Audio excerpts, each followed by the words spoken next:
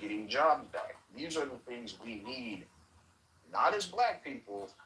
Here's the first time I heard a group of black people saying, this is what we need as Americans. I was shocked to hear that. I'm like, as Americans? I thought I was on the wrong side of the internet. And then I'm like, nope, these are black people. They're definitely from the hood. And they're saying we need this as the American people. That's when I'm like, this is way different from anything else I've heard. And the more I just started paying attention, I would say Tariq Nasheed and Umar Johnson, they were more like fans to the fire. If you were to ask me, I think they added to it. I don't think they were solely the reason, but I think the fire was already lit.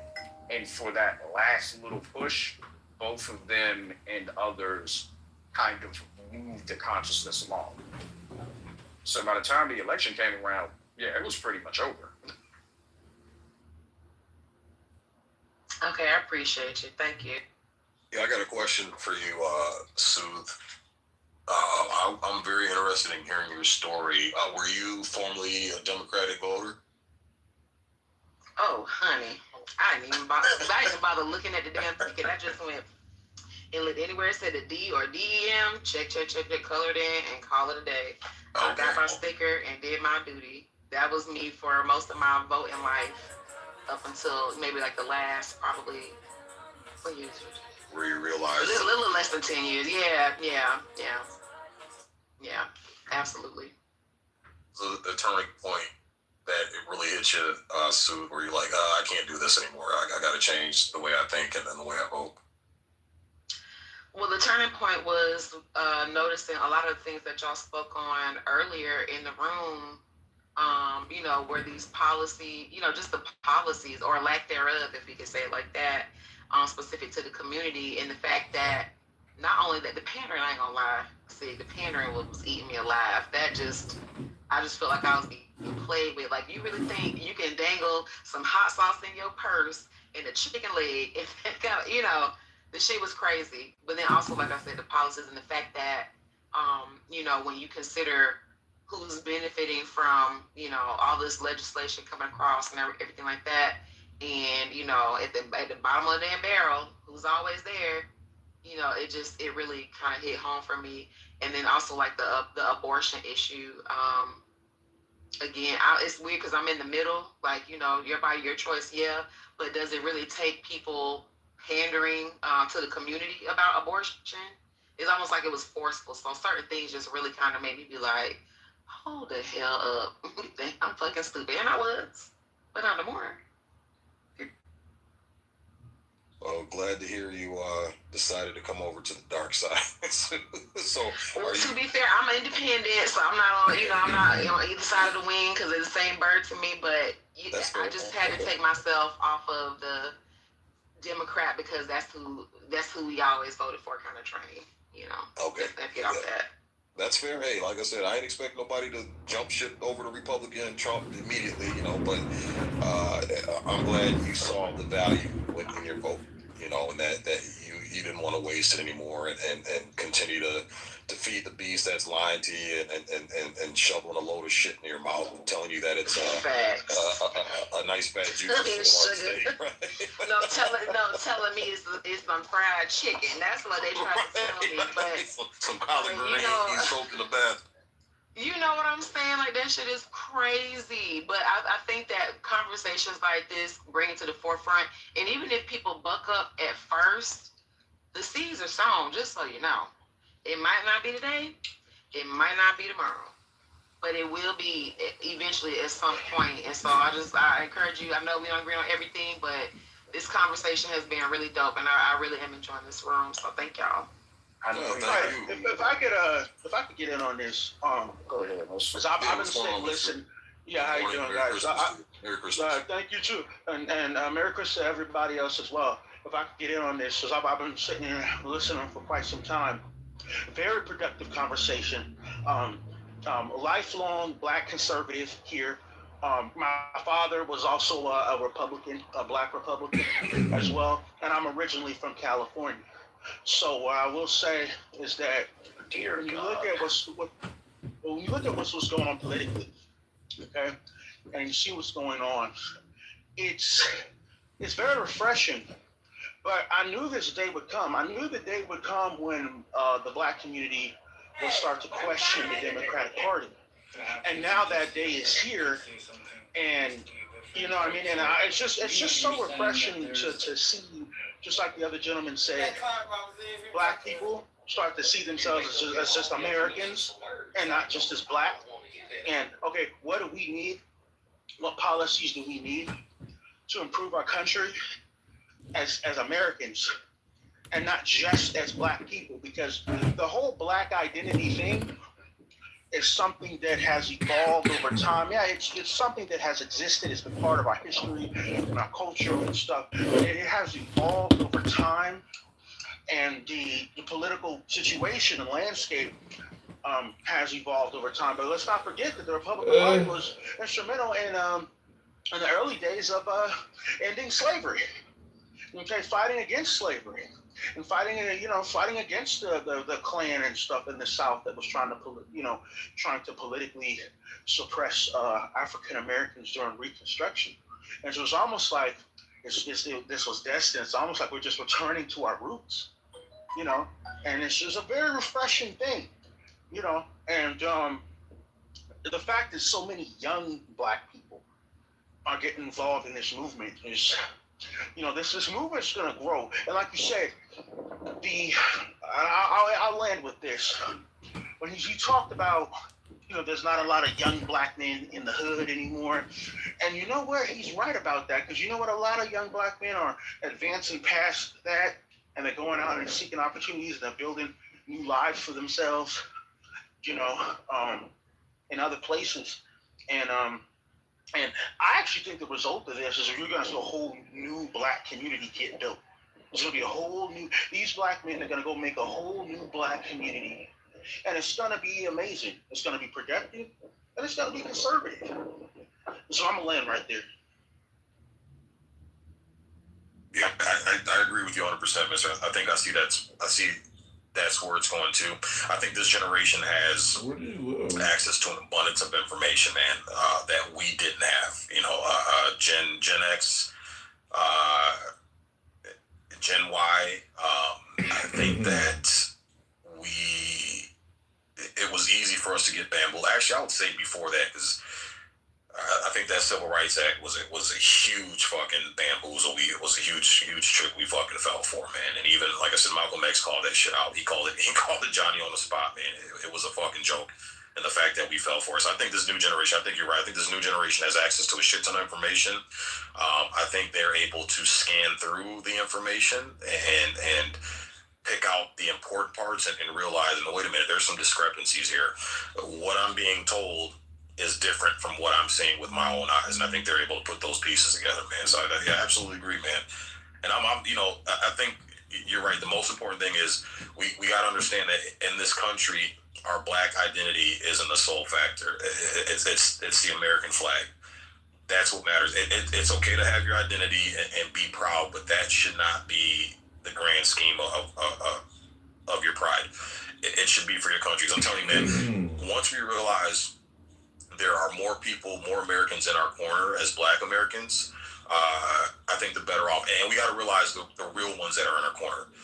And I might piss some people off when I say this, but Americans like Donald Trump, soon going back to what you're saying, it's a harsh message. It comes off very crass. It's going to ruffle feathers. It's going to make you feel uncomfortable. It's going to make you feel some type of way. But those are the type of Americans that are going to create opportunities for black Americans. Okay, those are the Americans that are going to cut taxes for us when they get in positions of power. Those are Americans that are going to, really try to do their best to hunker down on our taxpayer money that's being wasted and abused, right, and fraudulently acquired. And making sure that we keep more of that money in our pocket, making sure we have more opportunities. Like school of choice is one of them. I was so disappointed the last couple elections when it was school of choice and how many black people I heard think that was a negative thing. I'm like, look at the school your kids are going to. It fucking sucks. You mean to tell me you don't want an opportunity to be able to take your kid and put them in a better school to give them a better fucking chance? Like, come on, man. Like, this is common sense shit. But see, you don't think some of that was reactionary, reactionary to like headlines more than actually reading what the fucking paper said? Yeah, 100% Sue. Yeah. I do have to slide real quick too. I just wanted to say thank you so much. I'm not a man. However, I did join the house just in case y'all need a little femininity up in there sometimes. Absolutely. And I followed you as well. I'll make sure I follow you too, Isaac. I hope to catch y'all in another room. See, please replay it on next time. No, Sue, hey, Merry Christmas to you. Yeah, Merry Christmas to you and your family, Sue. It's a pleasure meeting you and getting to chat with you. So we need more Americans like yourself, especially black women. I'm sorry, man. Fuck the Jasmine Crockett's. We need more black women like you representing. We need more black women like you. Wait till I tell you I ain't black, but we'll say that for another okay. Yeah, we'll say that for another combo, but I look forward to seeing you on Clubhouse. Shout out to everybody that participated. I really hope y'all have a fantastic day and a very happy holidays. Appreciate y'all. You too, Sue. Be safe out there. Thank you. Hey, y'all. What's going on, Miss Hailey? Miss Birthday Lady? How's your birthday? Yeah, birthday day 2. Day 2, right? When do I get to celebrate this? So I had a couple thoughts. One, let me just throw it all out there real quick. So I was kind of sitting here trying to think, like, are there any young sort of modern day Thomas Sowell, Louis Farrakhan, like thinkers like that? I was just thinking, like, are there any, kind of up and coming thinkers like that? I know they're different, but I still think Farrakhan, I think, had some great thoughts, and he was very smart. I mean, he's still around, I think, right? But anyway, okay, so that's one. He's racist, though, man. He's got some good shit, but his racism fucking kills his message, man. He's such a racist piece of shit. But go ahead, I'm sorry. Yeah, fair enough. All right, my other thought was with school choice. This has just come. I mean, I've just been stumped too as to why the Black community isn't all over school choice. But I get it because the right has done a piss poor job at lobbying for this. Governors in each state haven't stepped up like they should. Oh, I hope I don't lose y'all. To educate and lobby, and we could do so much more when these bills are trying to get passed to educate the public as to what they actually entail, because the misunderstanding is understandable. They're not educating people on what ESAs are, and they think that it's like old school vouchers. They're doing a piss poor job at getting people on board with it. But that's my thought. Yeah, I think that's because they're trying to play by the rules, and I think they've been trying to play by the rules. They've been kowtowing to this politically correct bullshit. I think Donald Trump was the man to come in and kind of shake that and get everybody out of that mode and say, hey, look, these motherfuckers ain't playing by the rules. Why are we? Start using their same language against them. Start using their ideologies against them. Fuck it. They want to get in the mud and play dirty and play Bush League. We're going to play fucking Bush League too. And I think Donald Trump was the man to kind of open that up. Because you see, I'll give you an example, Marco Rubio. Look how much Marco Rubio has transformed in the last 8-9 years from where he was when he was initially on that stage debating Donald Trump. Marco Rubio was a pussyfoot and spineless little fucking bitch. Now look at him. That motherfucker has changed. And I got a lot of love for Marco Rubio and a lot of respect for him for how much he's grown. But I think Trump's leadership has kind of, made it well known to conservative Americans that, hey, it's okay. You don't have to be polite and prim and proper 100% of the time. You can fight back. You can fight dirty a little bit. You can get scuffed up a little bit. It's okay. You can get some battle wounds when you're doing this shit. So, and two, I think Donald Trump too shed some light on the bureaucracy and the swamp that also exists in the Republican Party and Conservative Party as well. Because there's a lot of motherfuckers occupying seats in the Conservative Party that weren't for the best interests of America and American citizens. So, I think Donald Trump was the one that we needed to kind of shake things up, Holly, and get conservative Republicans and the right side to say, hey, get your act together, man. We got to do a better job of swinging people over. I think he's done a great job.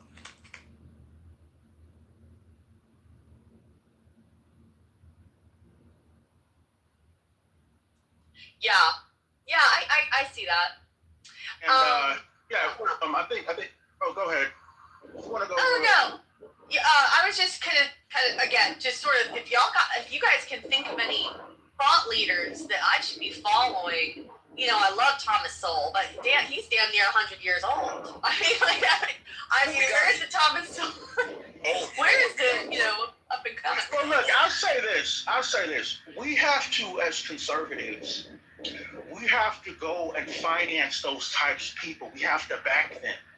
Okay, we need to have. One of the things I was thinking about doing, I was getting together.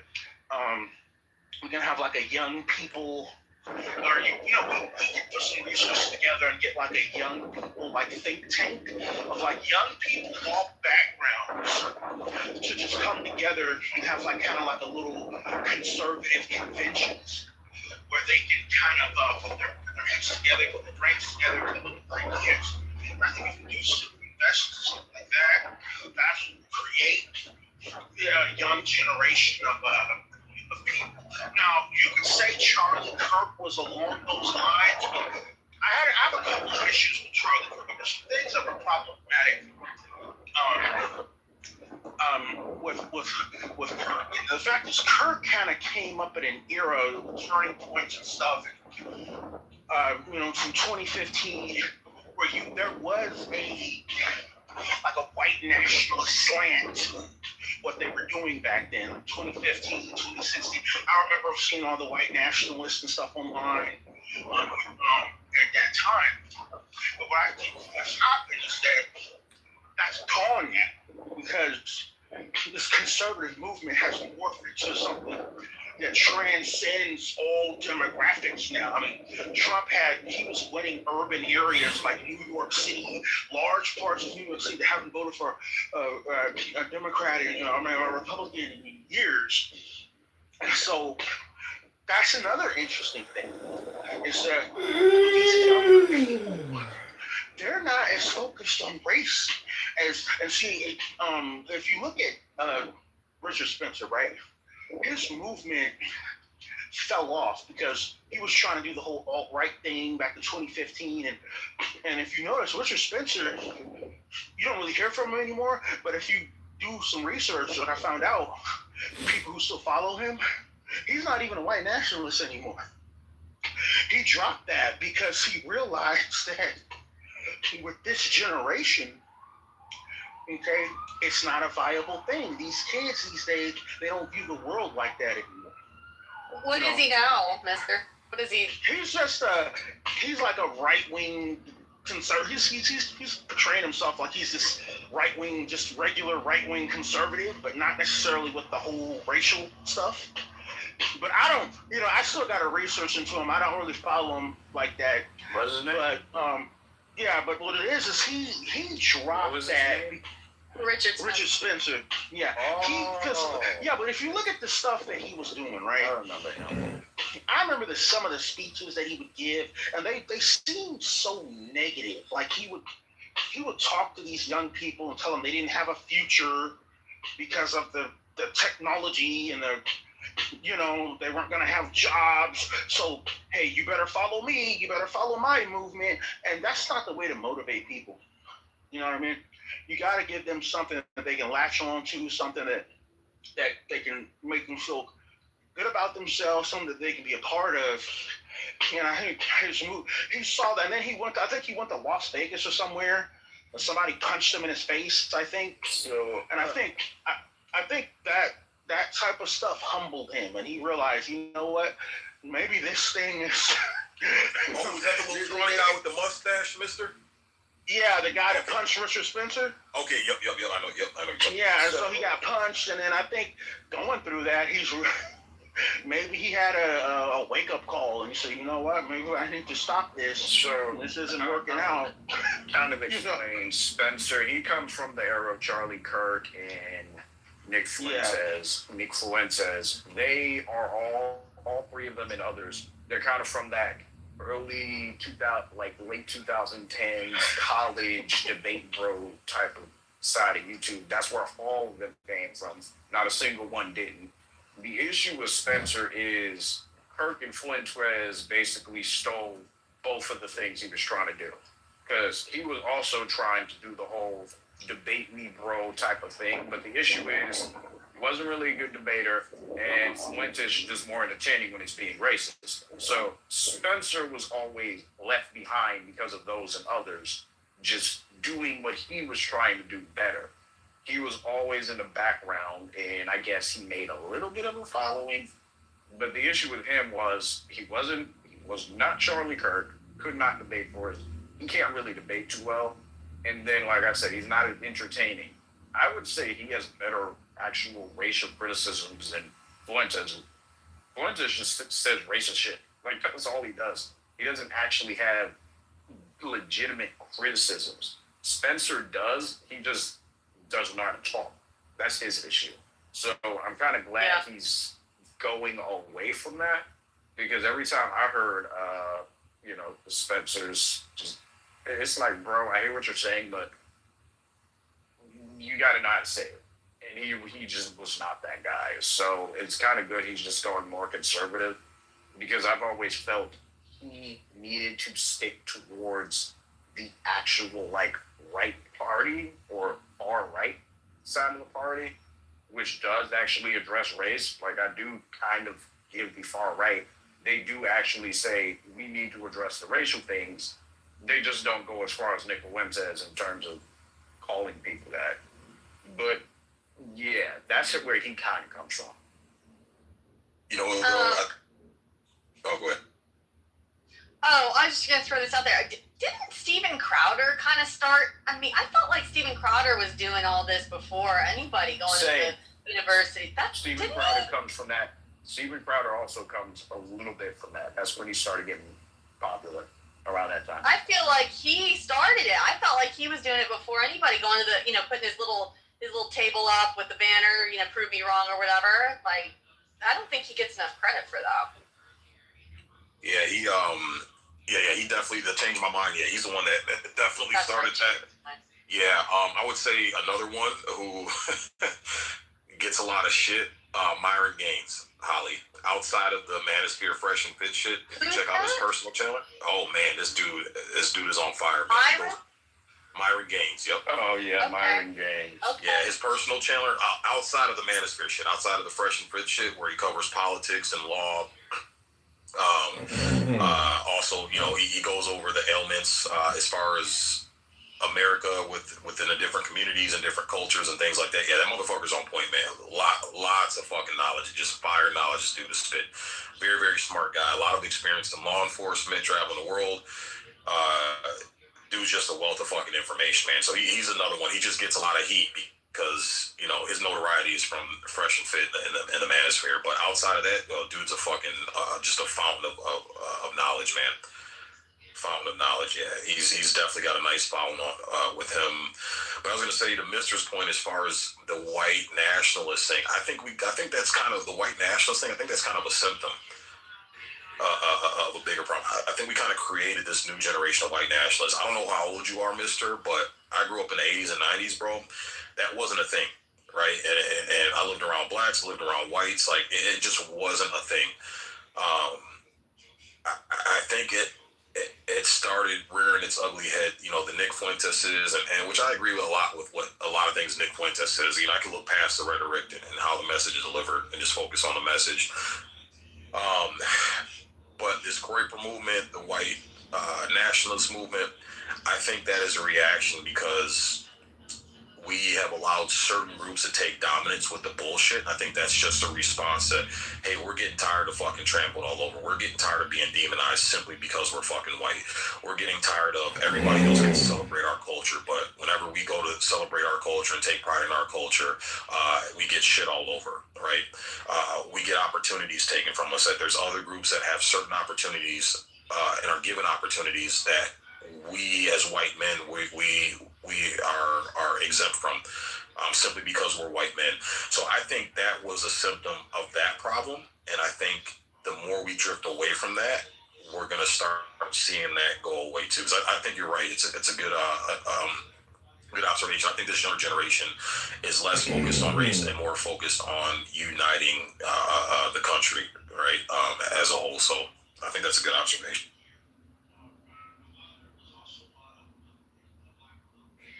Yo, Danny, Merry Christmas, man. You got a lot to say in the chat. You wanna talk, man? You're more than welcome to join the conversation, bro.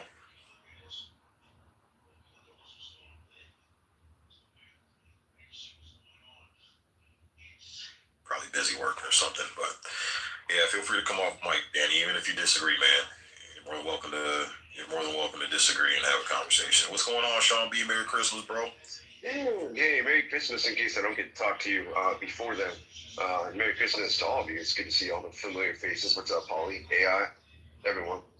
Hey, yeah, no, not too much to say right now. I'm just getting ready for a client. I have one coming up soon. But, no, I have interesting listening. I'm always really curious when I hear people talk about white nationalists, and I'm always curious, like, who do you consider a white nationalist? Who do you consider a right winger? Like, I consider myself conservative, but I don't consider myself a conservative right wing per se. I mean, that's we're talking about the same thing. We're just on the right side, and we're calling ourselves conservatives. I feel like certain terminology. Well, let me say this. Hold on, don't interrupt. I'm in the middle of talking right now. Okay. But when it comes to it, some of the wording are liberal words that I don't care for. I don't mind being called a conservative, but for some reason, when you say right wing to me, it kind of rubs me wrong. I don't know. Maybe it doesn't for anyone else. I mean, Why is that? I'm proud to be an American, and I'm proud to support all Americans. I support Americans. I support our military. I support things that actually are proactive and productive in our country, not supporting people that want to stay home and eat popcorn all day and do nothing with their lives and get paid get a check. I'm not supportive of that. I'm not supportive of people that aren't wanting to be productive here. If you're in the United States, you need to be productive. Now, if you got some mental illness that you can't be productive and you want to be, I'm all about supporting people that want to get out there and be productive. You know what I mean? That's a big thing for me. But I can't speak enough on supporting our military. Like, I can't say it enough.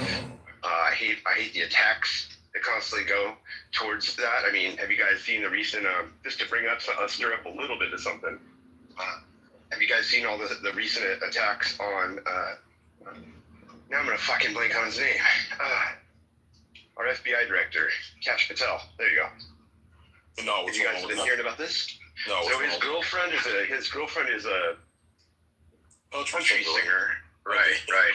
And he shows. I think all the shit. She's horrible. Go ahead. Right. I haven't even heard her music, to be honest, so I can't speak on it. But I heard it's pretty bad. You ain't missing out on nothing, Sean B. You ain't missing out on nothing. Okay.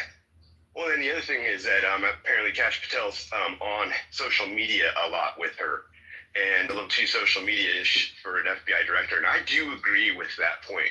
I don't know if any of you ever listen to Mark Dice on YouTube. He's excellent. He's not afraid to call shit out when he needs to call some shit out. I don't know if anyone's seen Mark Dice. He's good. I'm not saying I'm not Andrew Dice Clay. Mark Dice. But anyway, I'll leave it at that.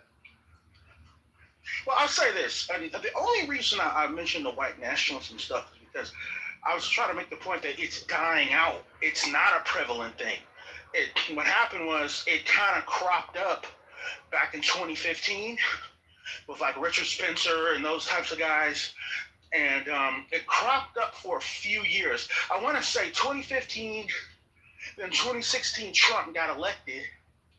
And then from that point on, I think there was some infighting, because what happens once Trump got elected, a lot of the white nationalists turned on Trump. Like Richard Spencer, he turned on Trump because he didn't like the things Trump was doing geopolitically and stuff like that. So, but then from that point on, the movement kind of petered out and it kind of fell off and then it was gone. And it's just, so now you don't hear much of it anymore. You don't see the big rallies, the Charlottesville and stuff. You don't see that anymore because the national conversation has changed. People are not identifying on race anymore. They're just identifying as Americans and the issues that they see that needs to happen in America. And I think that's a good thing. That's the point I was trying to make. Is that it's gone. It's like white nationalism. So these kids these days, these Generation Z especially, they don't really look at race like that. That's not the first thing they look at. They look at, when they make friends with people, they look at, okay, is this person interested in the same things that I'm interested in? Is this person, do they do the same things that I like to do? We have anything in common? I think that's what they look at. But I'll land right there. Yeah, I agree, man. I spent the last 2 years raising 2 Gen Z kids and being around all their friends for 20 years, bro. You're right. They're not thinking like that, man. I had to have it out with their school because they started doing this DEI bullshit and trying to segregate the kids by race. And my kids, went to high school, predominantly white school, a handful of black kids there. And my kids were getting emails, how does it feel to be, a black AP student, black this, black that. And I'm like, I've been around these kids. I've been on the baseball diamonds with these kids for fucking years. I've been to the playgrounds with these kids. I've been to the fucking amusement parks with these kids have never brought up race. And my kids have grown up primarily around white and Indian kids. And not once has race ever been a discussion, has it ever been a fucking topic amongst these kids. And I'm like, why is the school bringing this shit up? Why are they making this a fucking issue? My youngest son came home with the fucking flyer for the Black Student Coalition in a fucking 80% white school. Like, are you fucking kidding? Like what the fuck is this shit? So the school's been pushing this shit. And I think again, the reason why we're seeing it die down is because coming off of the Obama era, everything was pretty much hate white males. If you're white skinned and you had a penis, you were pretty much the devil himself. So like I said, I think a bunch of white men got offended by that. They got tired of being shitted on and bullied and picked on just because they have a penis and white skin. And I think that was their way to kind of stand up and say, hey, we're done taking your shit. So this is the approach that we're going to take. If you're going to shit all over us, fine, fuck you, fuck everybody. We're going to collect our own group and we're going to do our own fucking thing and fuck everybody. So like I said, I think as we start coming together and we start realizing this thing supersedes race and ethnicity and all that shit, it's about the red, white, and blue. I think we're going to naturally see this shit die down. If you've ever sat down and talked with these guys, like I got ragged on my first year on Clubhouse in 2021. I got ragged on so hard because I found the Groyper room. Never knew what Groypers were. Didn't know. I'm like, oh, this is interesting. And I sat there with 4 or 5 of them and had like a 2-3 hour long conversation. Very, very good conversation. They didn't disrespect me at all. They didn't call me N-words. They didn't, say get the fuck out of here. None of that. Very respectful. I asked them a bunch of questions, picked their brains, just trying to gain an understanding of where they were coming from and why they took the position that they took. These guys didn't have a problem. They didn't have a problem with blacks like us. Isaac, Mr., they didn't have a problem. It's the blacks that continually push this narrative that white people are evil, white people are racist, they need to die, they owe us money, they owe us all this shit. That's where they had the problem. So I think once we start losing that mindset, I think we're going to naturally see that go away. Say on the Groypers and Fuentes, I'm not versed at all, and I haven't had time to really go in and delve into that personally. So, because I would love to speak more on that, because obviously there's a large following from the Gen Zers, right? But I'm definitely, that's something it's part of my homework assignment going into the new year. If I did want to add one more thing to my comment I made earlier, just because I mentioned Kash Patel, that I forgot to mention. I guess he's getting attacked a lot because he's using, obviously, government money. Obviously, he can't fly commercially. That's the thing people need to remember. So if anyone has been questioning that's listening here or on the stage anywhere, the big thing is that if he wants to go to see his girlfriend at an event, which he has every damn right to, he has every right to support the person he loves. I just don't care for the social media end of it, but obviously social media is part of modern day stuff these days. But there is some national security involved with that. So posting and all that can be troubling if it gets posted and you haven't approved it and it goes out there. It can give you a bad look. But yeah, he can't fly commercially. The FBI director has to fly in a private jet, just like Donald Trump flies in Air Force One. That's just the way it is. If you're the CIA director, if you're a person of a higher stature, I don't think Pelosi is flying on Sprint or Delta. She's probably flying in her own private jet, paid for by her insider trading that she does that makes Martha Stewart look like an angel.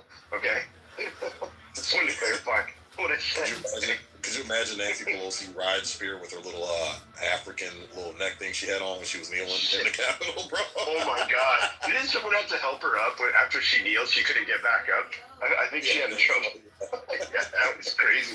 That is funny though. Thanks for bringing that one back up. That is a classic moment of comedy to go back and look at. Look at, I don't know. That whole thing is just weird to me. Yeah. Wasn't there another one where Obama bowed to the Saudis, or he did something that was just totally unpresidential, where he kneeled to like another leader, or did something like that? It was just really weird. I can't remember if it was. I think I recall a buzz about that. Yeah. I mean, Biden was knuckle bumping leaders when he was getting off the plane. I'm going, this is a bad look, man. Come on. You see how when Trump gets with these leaders, I think it was in China, he was grabbing dude on the shoulders, shaking him around and shit. He's just like he wasn't having it. I'm like, yeah, Trump is in charge, motherfucker. That's so funny. Yeah. He's Right. a big guy. You know, he's a big guy. Yeah, but yeah, man, I was laughing at that. Yeah, I think it was Xi Jinping or whatever his name is. Yeah, they were standing next to each other. Yeah, Trump grabbed him by the shoulder and shit, shook him around like a rag doll and shit. It was That's fucking so hilarious. funny. When you're that, I imagine when you're that big, you go through life like everyone looks like your little buddy. You know, like everyone's like, hey, little buddy. You know. Oh, that's funny as hell, man. I like the one where Trump is walking past one of the Saudi, I think it was a Saudi king, and he just gives him a nice little, just a shoulder tap, like, hey, how's it going? And you're not supposed to, like, you know, the pomp and circumstance is like you're not supposed to touch. I don't know the whole. One of you might know better details on that, but it was something you're not supposed to do, and he's just like, "What's up?" I don't play by your rules. I thought that was I love that. I mean, what if we said it's dishonorable in our culture to not embrace or to touch one? You know what I mean? Like, why is it that we have to be the ones to always like honor them when it's like, well, that makes me feel uncomfortable. What about my comfort? Right? Yeah. Alaska. Remember Alaska when he meets Putin and he has that flyover with the B-2 bomber and the jets and he points up at him. And I love the memes. I mean, who knows what Trump said to him, but I love the memes where like, yeah, you see that? That's just like a 0.001 fraction of power. Right. That's the tip of the iceberg. If you fuck with us. Yeah. That's what I love about him, man. Show of force. That masculinity. Yep, We ain't fucking around. That's what garners respect, man. Not some old beaver, you know. And poor Joe Biden, like I said, as much as I can't stand Joe Biden, a part of my heart goes out to him because he is old and senile, and seeing him getting used and hustled and bustled around, that's not right, you know. But it's like carrying a dead man around and giving him a bunch of power. It's like Weekend at Bernie's. Like, no, he's alive. Yeah, let's just keep the puppet alive and move him around and auto pen all day long. There was something that came up yesterday on the news about auto pen I guess Biden got knocked the fuck out trying to appeal or something happened. If anyone knows the details on that one, that's another good one. That came out yesterday. But yeah, who's to say if that's real or not, what the deal is? But there was definitely something about trying to eliminate any auto pen questioning, and it got denied. It's basically the summary. So it means it's still on the plate. And, the fact that Biden wasn't making decisions that these other people were. I don't understand the legalities of that. That's where it'd be fun to bring Abby in, you know. But yeah. Yeah, I think from what I read, like I said, take it with a grain of salt. I'm no fucking expert. I'm just going off of the little excerpts I've read. But what it seems like is the auto pen can only be used when the president is actually aware of what is being auto penned. And I think they have some evidence that Biden wasn't fully aware of everything that was auto penned, so it should make it null and void. I think they were having some trouble with the pardons. So I think Trump was trying to, you know, a lot of those pardons were auto penned.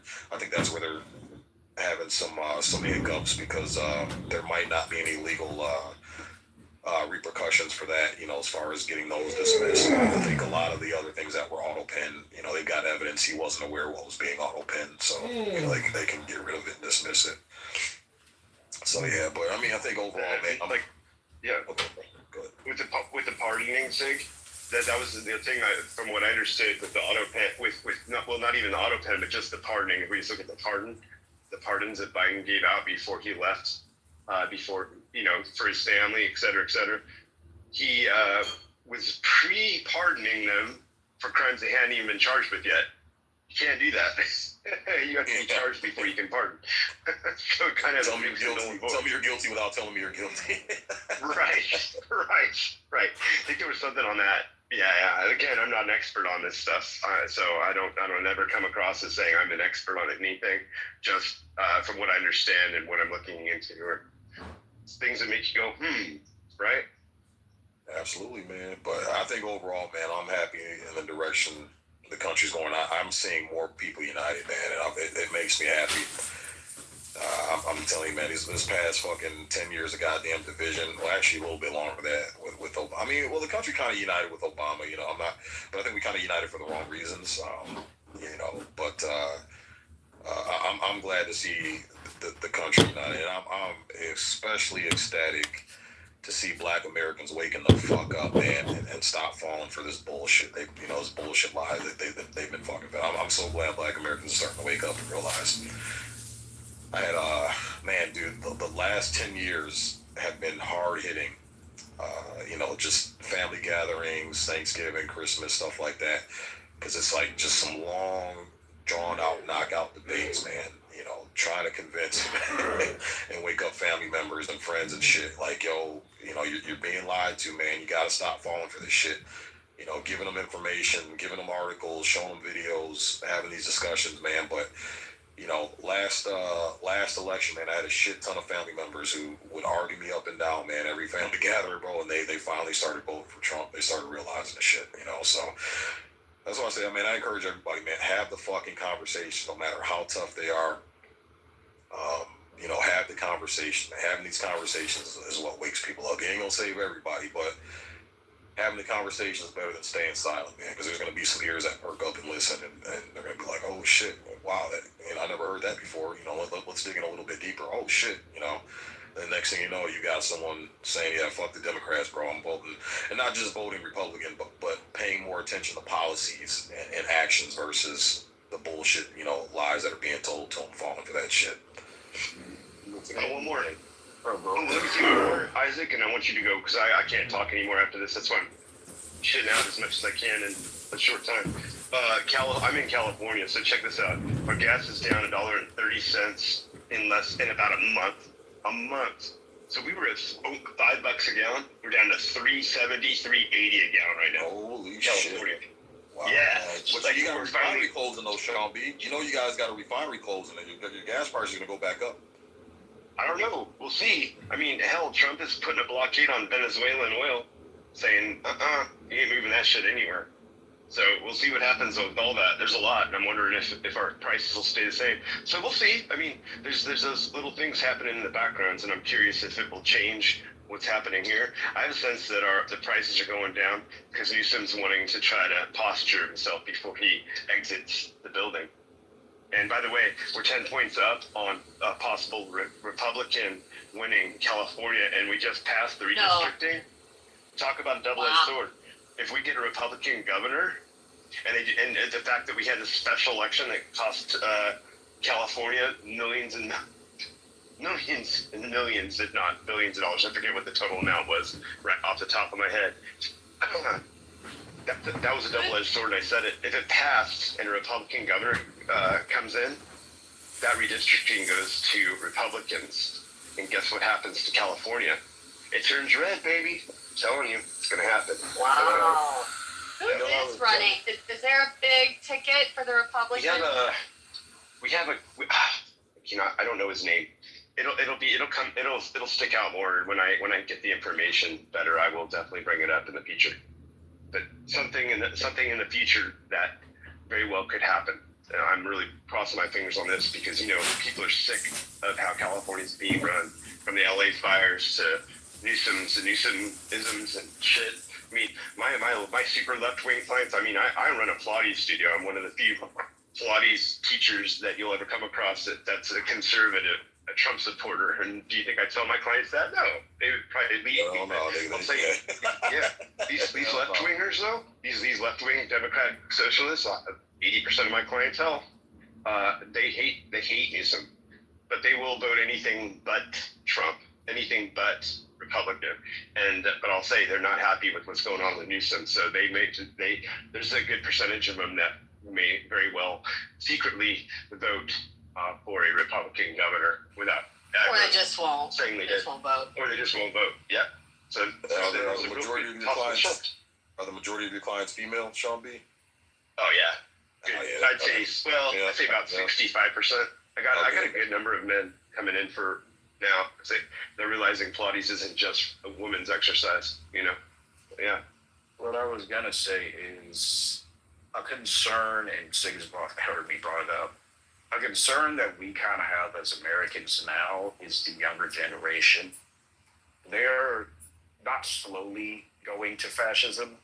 They are excitingly going to fascism. And that's kind of something I think, since we are the older guard, we're going to have to. It's not even we're going to have to. The reins are going to them. My concern now, like, there are, like, black people coming out of the dark. That's a good thing. My concern is more towards the younger generation, making sure they do not make a mistake that they don't understand. Because I understand they're angry, they have a right to be, and they do deserve justice. But Sig, you heard the guy. You remember that rule I was telling you, this is Gen Z, this is their political view. That is something we do have to make sure, even if there's some, it's not the majority. Because Gen Z women, they don't really have any political views. You start actually grilling them on what do they believe in and why did they do it, they don't have an answer. Gen Z men, they are full on, we want to replicate Nazi Germany. It's getting to that point, and we cannot let that happen. We just can't. Well, like I said, the biggest part is, we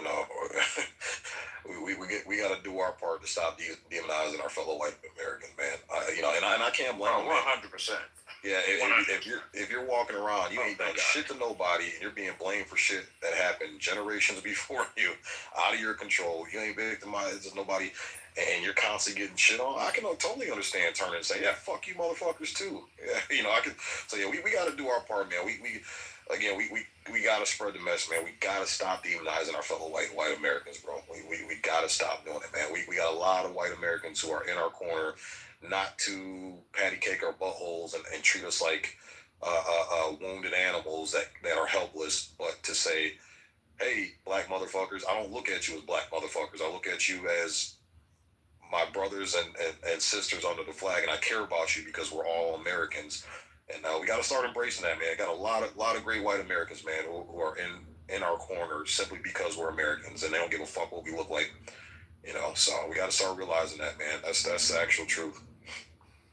I would say a great way we could do that is start waking up other black people, because they're starting to see the political issues, but I'm pretty sure they're still dark by other. One thing I'm telling, and this is like me more being from the southern end of the United States, I'm telling a lot of southern people that we need to remember the old southern codes. Yes, there was racism, but there was still honor, there was still respect. You just didn't go and betray your neighbor or anything else because of skin color. That's something I know I'm probably going to have to actually take more seriously, because the South is starting to become racist again, but it's not the white people that are doing it. It is a problem. And I guess this war is going to be on the internet more than the bullets, but I think we need to keep it to the internet, because Gen Z, these kids, people are demonizing them, and all I got to say is, you must have never been in a gunfight where you're outnumbered. They will be the outnumbering ones. We do not need that. Well, are you referring to when you say, hold on, please, y'all. When you say the South is getting more racist, but it's not white people, what are you implying there? I don't know how, but black activism has infected the South. I cannot explain how. I don't know. Many people that are down there, they don't know. They're like, we don't know what happened, but it got down there. It reared its ugly head. I know Atlanta, for some reason, is like a hotbed of it because if you, I don't know. There's been so much white immigration out of Atlanta. It's kind of scary. But yeah, Atlanta's like kind of a hotbed of black activism because of that. There's a lot of white people that just leave it because they're like, bro, it's just fucking racist, which I don't blame them. I would leave too. That's kind of what I mean. Like, there are areas of the southern United States that are clearing out because the activism is just it's disruptive, and we need to bring it back under control. It's not like activism was always allowed, but it was never allowed to the point where you're basically scaring the working population out, which is still majority white in the South. They still build most of the shit. Right.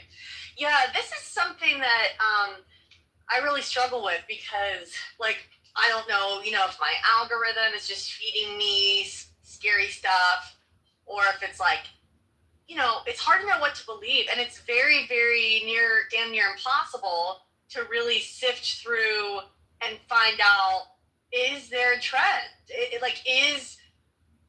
I don't know the answer. Like, is there a trend happening right now of black criminals or black people, violent black criminals who are spontaneously harming white individuals? Yes. Because they're white. That's the Yes. thing. I don't. There's no way to Yes. figure this out, but it feels like that. Like, it feels that way. You have the lady in Savannah that was just randomly attacked with acid. You have a Hispanic woman who was randomly attacked with acid in South Carolina. Now that those gentlemen were wearing masks, so I don't know their race, so who knows. But the man in Savannah, obviously he was black. You can see from the footage, and yet none of the news channels are saying that they're looking for a black man, which is just fucking weird. Like, we can all see he's fucking black. Like, what are we doing here?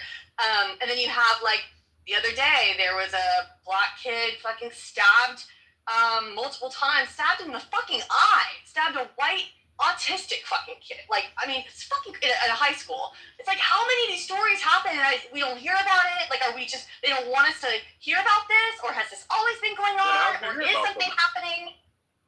You're saying we're not hearing about it, but you heard about them, right? Seems like you're contradicting yourself, Holly. No, what you're saying is it's not blasted and broadcast as much as if it were a white on black situation. That's what she's saying. Right. Yeah. Usually when I learn about these things, it's typically not right after the fact. It could be even a year or two later and it's because I'm like on Clubhouse and maybe I like am scrolling or I like am randomly looking up something and it's just sort of a random thing, right? Like, it's not like everybody's talking about it. Like nobody fucking knows about this thing in Savannah. Like, I happen to know because I happen to be just like, I don't know, man. It's like random. I stumble upon it, but Jono, you can say what you want, man. You're in Canada. I don't fucking care. But I'm telling you, as a white woman, like, it's like I'm not even allowed to even say out loud, I'm a little scared. Shut the fuck. You know what? You're fucking obnoxious.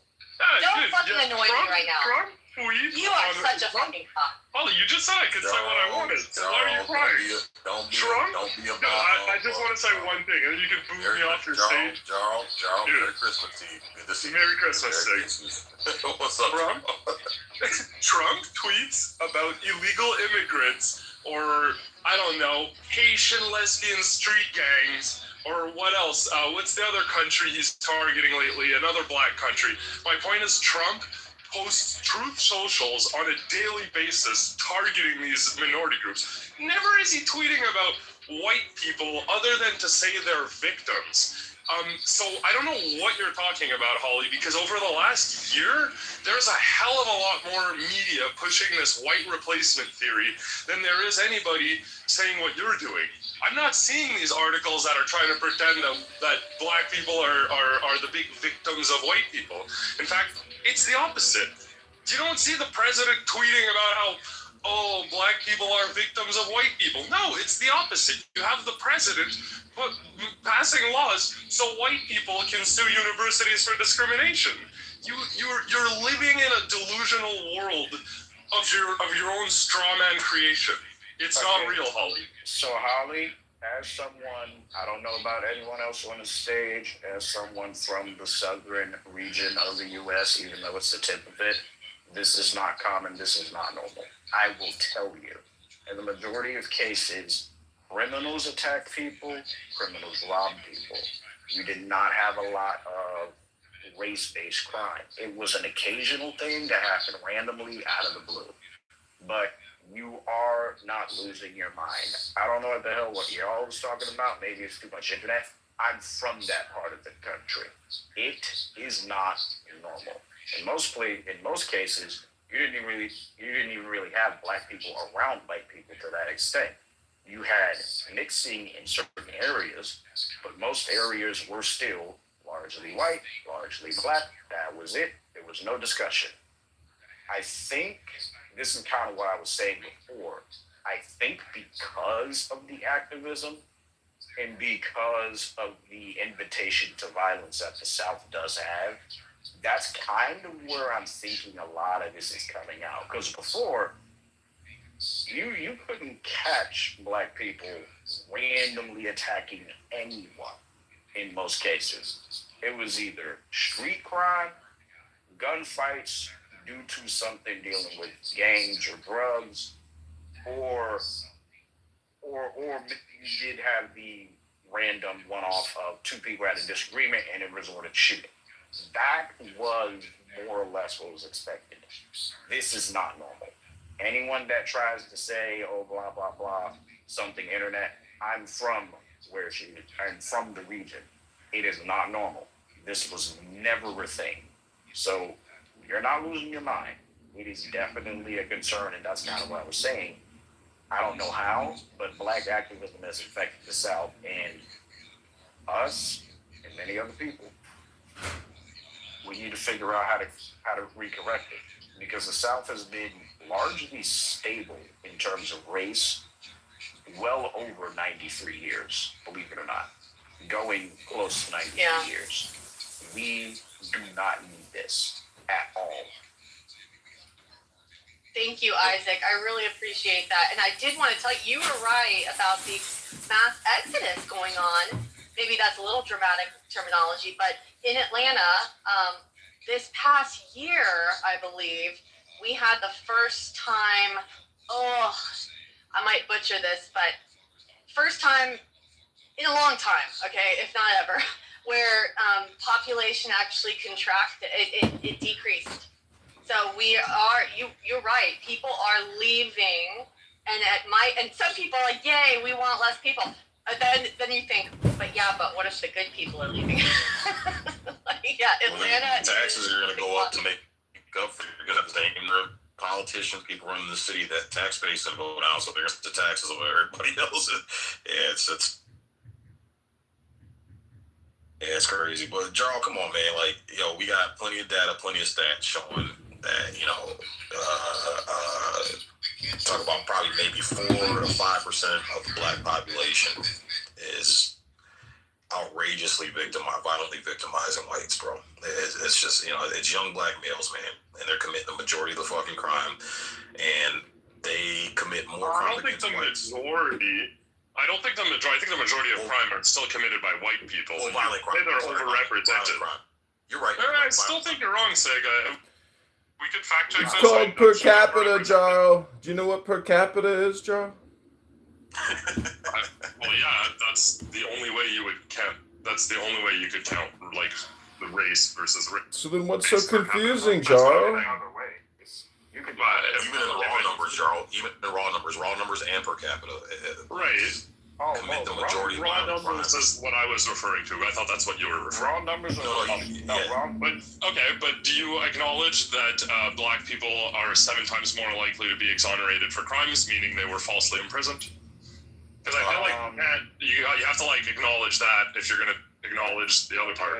Your stat is from 2015 and has never been updated since then, so you can't use that. Why not? Because it's in 2015. Today is 2025. That's a 10-year-old stat.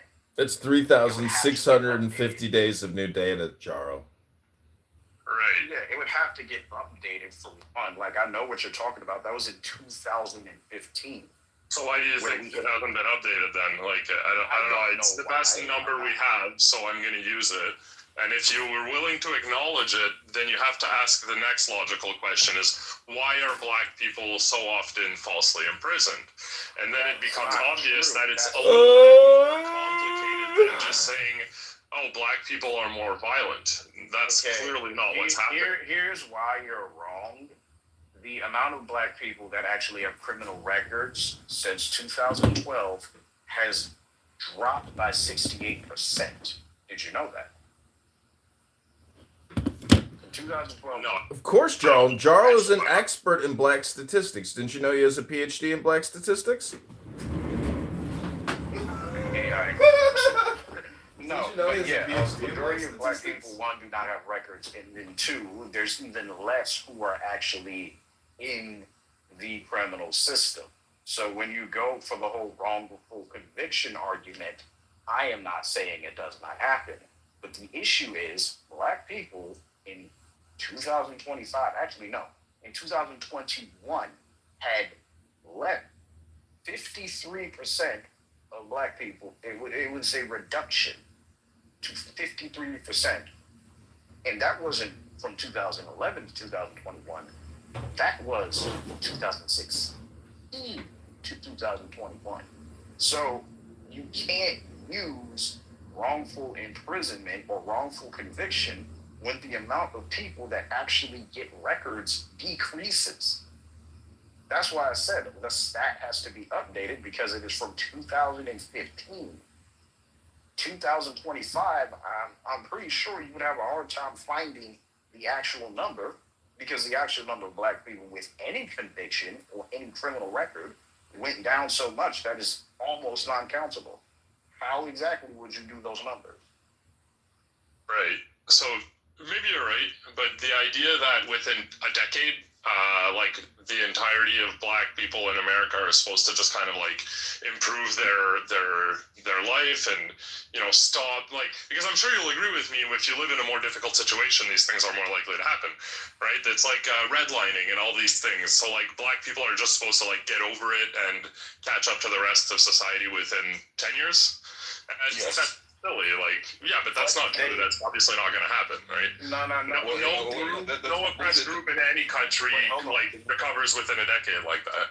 Okay, Especially not when it's 400 years of slavery and redlining and a bunch of discrimination. And But like Jarl, the group of blacks, the Negro generation of blacks that actually were neck deep in the redlining and the Jim Crow and the slavery and all that, they're doing better now. They have better stats than the people that are in this generation, Charles. So there's no excuse for this generation. There's no excuse. Like way better stats. The average black person that was a child in racism today is above $78,000 a year. Above, not below, not making it, not just getting there, above. The income for the people you're describing, for the people that you said even were close, because many of those people are old now, so it doesn't even matter. But for the ones that you're describing, did face some discrimination. You're talking about 57 or older. Those people are above the income of 78 grand. 78 grand is the bare minimum most of them make. Most of them. As in above 80%, above it. So the argument just does not exist. They have way drastically improved, way past anything they could probably think of back then. So no, you can't use the argument of still downtrodden, still oppressed, still this, still that, when in 10 years, The only population that is kind of underneath the conditions and bell curve is the population that just got out of high school 4 years ago, which is normal because all of them are in that boat. So no, you can't use slavery, redlining, and everything else because when you do the actual numbers, not per capita, over 80% of them make above 78K a year. So you can't even use that argument anymore. Yeah. I can't use that argument, and I did. Yeah, Jar. So I linked the 2019 Table 43 from the United States FBI. So 2019? 2019, yeah, 2019. Yeah, okay, well, that's 6 years old, so may as well throw that in the garbage too, right? Well, they're pretty consistent across the board. But that's the first one I clicked on. But I'll grab. That's 4 years. That's 4 years newer than the statistic Isaac just told me we can't use because 10 years is too old. Okay, well, let me find a newer one. But these stay pretty consistent. I actually agree with. I'm not denying the statistics, Sig. It was just making the point that like 6 years, 10 years, not a big difference. But go ahead. But yeah, I mean, in this case here, murder and non-negligent manslaughter, whites committed 3,650 of these crimes, while blacks 4,078. For robbery, whites were at 25,000, blacks were at 29,000. All right, so that's abysmal for 13% of the population, and it's really lower than that. I'd say probably around 5%, give or take a point or two, because it's mostly young black men that are committing these crimes. So you're talking about 5% of the population has overtaken the white population, which blacks pale in comparison. 12.2% of the population. I don't know why you're saying 5. It's 12 points. Black people make up 12.2% of the population. Yeah, but listen to what I said. Black women ain't committing these crimes. Black children ain't committing these crimes. Black elderly. It's younger black men. So you drop that down to about 5%. It's the same thing for white people, though. Right? It's white men committing the majority of the crimes, so you could say the same thing. White men commit majority of the crimes? Way more white men. There's way more white men than black men, than young black men. There's way more younger white men than there are younger black men. So there's no way we should see these rates. We should see 5% of the black population overshadowing the white population when it comes to certain crimes. Now, if you go down the list, there's other crimes. Yes, raw numbers, white people dominate. But if you look at the differences between the whites and the blacks, most of these we're meeting them at about 50%. So most of these, if white people did it 200,000 times, we're right there at 100,000 times. If whites did it at 100,000 times, we're right there close to 50,000 times we did it. There's no way we should be 50% of what whites are doing.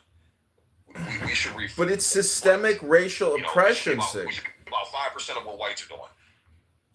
You should be, like, I find you saying it a bit weird. Maybe you're saying the same thing, but you should be proportional to your population, right? If black people are 12.2% of the population, logically they should commit 12.2% of the crime. I'm not denying your numbers. I just think they're a lot more complicated than some people hate them. I think that there are reasons that black people are committing more crimes in America other than they're black. I think a lot of it has to do with the fact that they're poor, right? I think if you just looked at the same crime statistics and said, do poor people commit more crimes than rich people? Absolutely, 100%. And it's not even just that. The other statistic that I think is important to look at is, and this one exists, I could look it up, is the average punishment for, like, if you have more money, your punishments will be less severe. You're less likely to be found of a crime and you're more likely to get off. So again, like, these statistics are skewed by these facts, right? I'm not denying the numbers you're claiming. I'm just saying, if black people are less rich, then they're more likely to be found guilty, they're more likely to get caught, and they're more likely to get severe punishments because they don't have as good defense. Great, Jarl, we get it. There are statistics. So, Jarl, if you were the president, Jarl, what would you do? What would you do for we the people, Jarl, if you were in charge? Well, I'd stop talking about white replacement theory as if it's a real thing. That's the first thing. Beautiful. So here's the actual problem. The poorest group in this country is beautiful. Contrary to the numbers, not black Americans.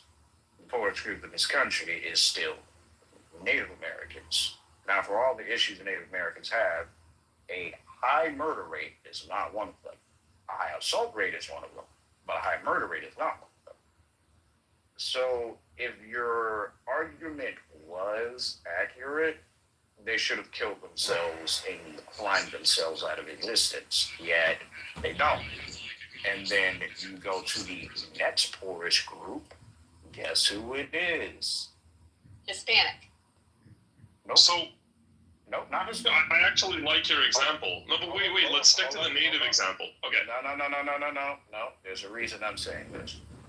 The next poorest group in America, White. white working Americans, they are still at the bottom. Now they have a large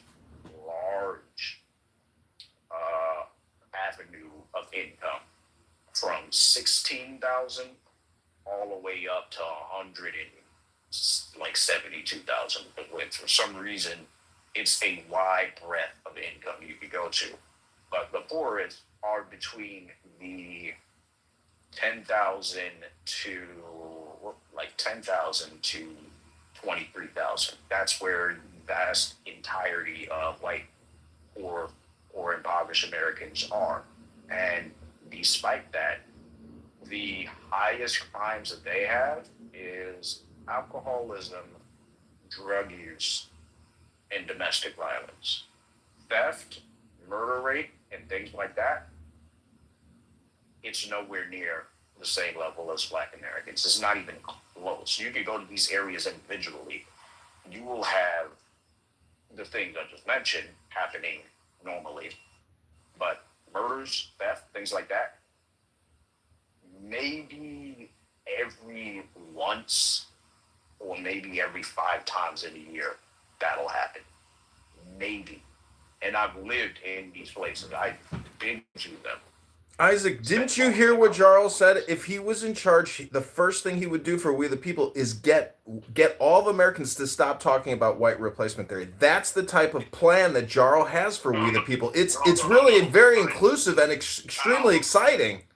You're putting words in my mouth. I'm saying, as the president, I would stop. The president should stop spewing conspiracy theories like white replacement theory. Yeah, that's what you would do. It's such an incredible plan, Jarl. Like, you will save America with that plan. It's really exciting, Jarl. Congratulations.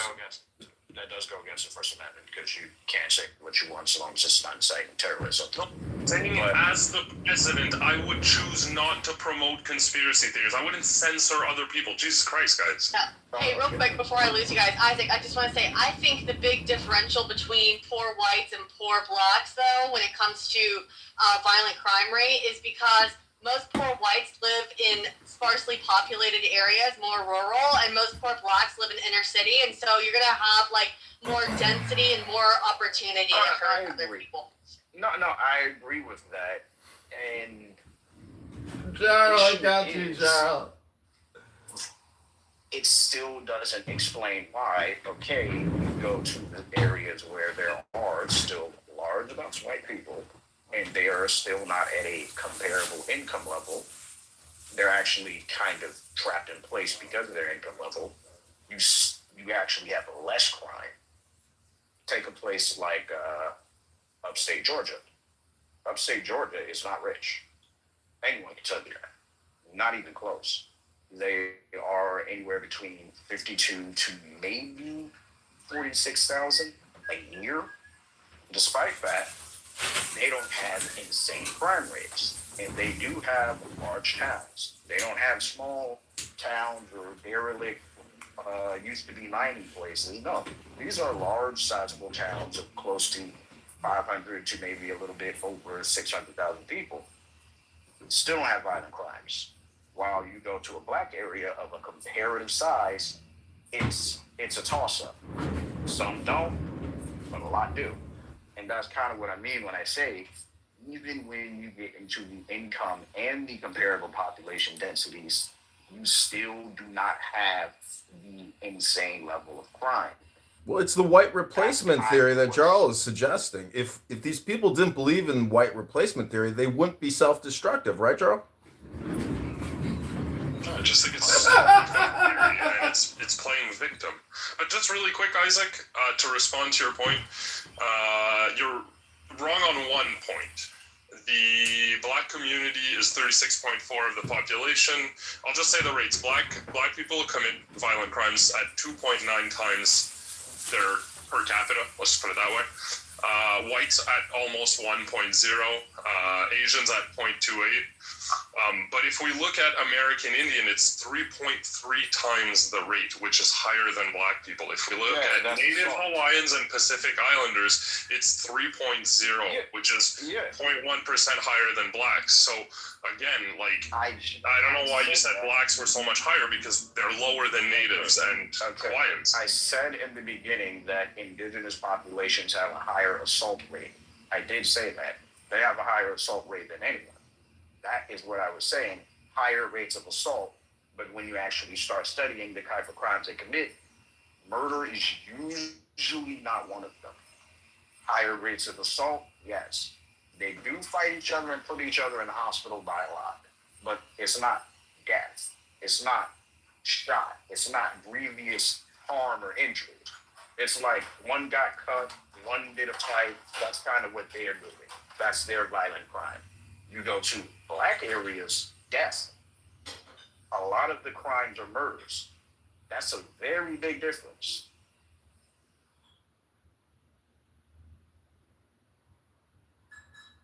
Maybe, and this is extremely semantic, so I apologize, but we should be saying found guilty of crimes, because just because somebody was found guilty of a crime doesn't mean they committed a crime, right? Anyway, sorry. Yeah, that's true. Yeah, I would agree with that. That will definitely be a fair point. But I don't think it's. I don't know, man. I'm willing to bet, and again, I will concede to your point. I'll acknowledge that point. It's a fair point, Jarl. But I'm willing. If I was a bet man, Jarl, I don't think it's that far off, man. I really don't. I really don't. Per capita, African Americans commit 10x the number of crimes of white people. It's not 3 times, it's 10 times. That's the real statistic. You see how you calculate that? Because for their population, black people commit crimes at 3 times the rate of equivalent to the population size. Like, what you're saying, I don't know how you're calculating 10x. I'm not denying it. I just, how are you calculating this? Proportional to the population size, it's 3 times maybe. I don't think I can explain statistics to somebody who thinks that their first priority as the leader of America is to abolish the conspiracy that white people are being replaced. If that's your game plan, there's no point in arguing with you, Jarl. You're just a moose head from Canada. You're nothing but a moose. You hear me, moose? Jarl, he's talking about the total count, which would be 10 times the amount if you would have counted all. But you're right about the 2.9 rate. The rate is 2.9. The total count, he is correct. When you accumulate it all together, is 10 times. Sorry, Sid, go ahead. Looking at the breakdown here, so non-Hispanic whites, according to the 2025 census, represent about 60% of the country. And that's about on par with the percentages of arrests for crimes, according to the FBI. At about, looks like here, probably about 50 to 60%. A little bit higher than that, actually. I'd probably give a little bit of grace and go a little bit higher than that. Hispanics are about 20% of the population. They're right on par with about 20%, 19% or so. Blacks make up 12.6% of the population. They're on par for about 26.6% of crimes committed. And it says other races, it gave a 4%, but Asian, mixed breed people, American Indian, Alaskan Native Hawaiian, Pacific Islander. So Asian is saying 6.7% of the population, plus that's 8-9%, 2.5 for mixed people. So that's about 9%, and then 0.7 and 0.2. So you're talking about 10%. So 10% representation for Asians, mixed people, American Indian or Alaskan Native Hawaiian, Pacific Islander, and they're represented by 4%. arrests for crimes. And don't forget, these police departments have been fudging the numbers. When you're black or Hispanic, you're labeled as white, and we all have seen that in the media, and we all know it's true. And that's true. Yeah, DC just got fucking busted for fudging their numbers, their crime stat numbers, to have it reflect less poorly on blacks. So I mean, we've seen instances like that. Now, another thing too, people bring up, to be fair, is that not all states report the data, so we got to take that into consideration as well. So, but I mean, from what the information that we do have, it looks like the other races are pretty much on par with their population representation. Blacks literally have the highest representation, disproportionate representation for their race. So, and I know, Jar, you said you acknowledge that, or whatever, but when we talk about the reasons why,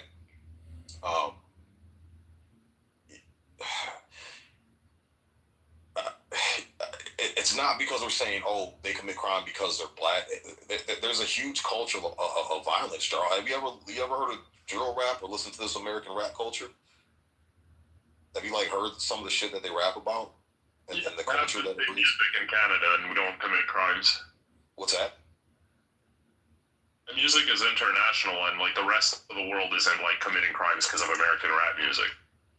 Well, I'm saying the subgenres, the violence subgenres, those aren't distributed in other countries as much as they are here in the States. Like drill rap. You ever heard of Chicago drill rap? Of course, we have drill rap here too. Right, but that type of music, what it promotes, and then you see the areas where it's heavily played and heavily listened to. There's a shit ton of crime in those areas and the sources that they originate from, Jarl. And then too, your guys' culture isn't as violent either. But then even if we go into the UK, I mean, blacks are having the same issues. They disproportionately represent a lot of the knife crimes and violent crimes over in the UK as well. So they're having the same issues, and that drill rap, which pertains to the black culture over there, it is just as violent.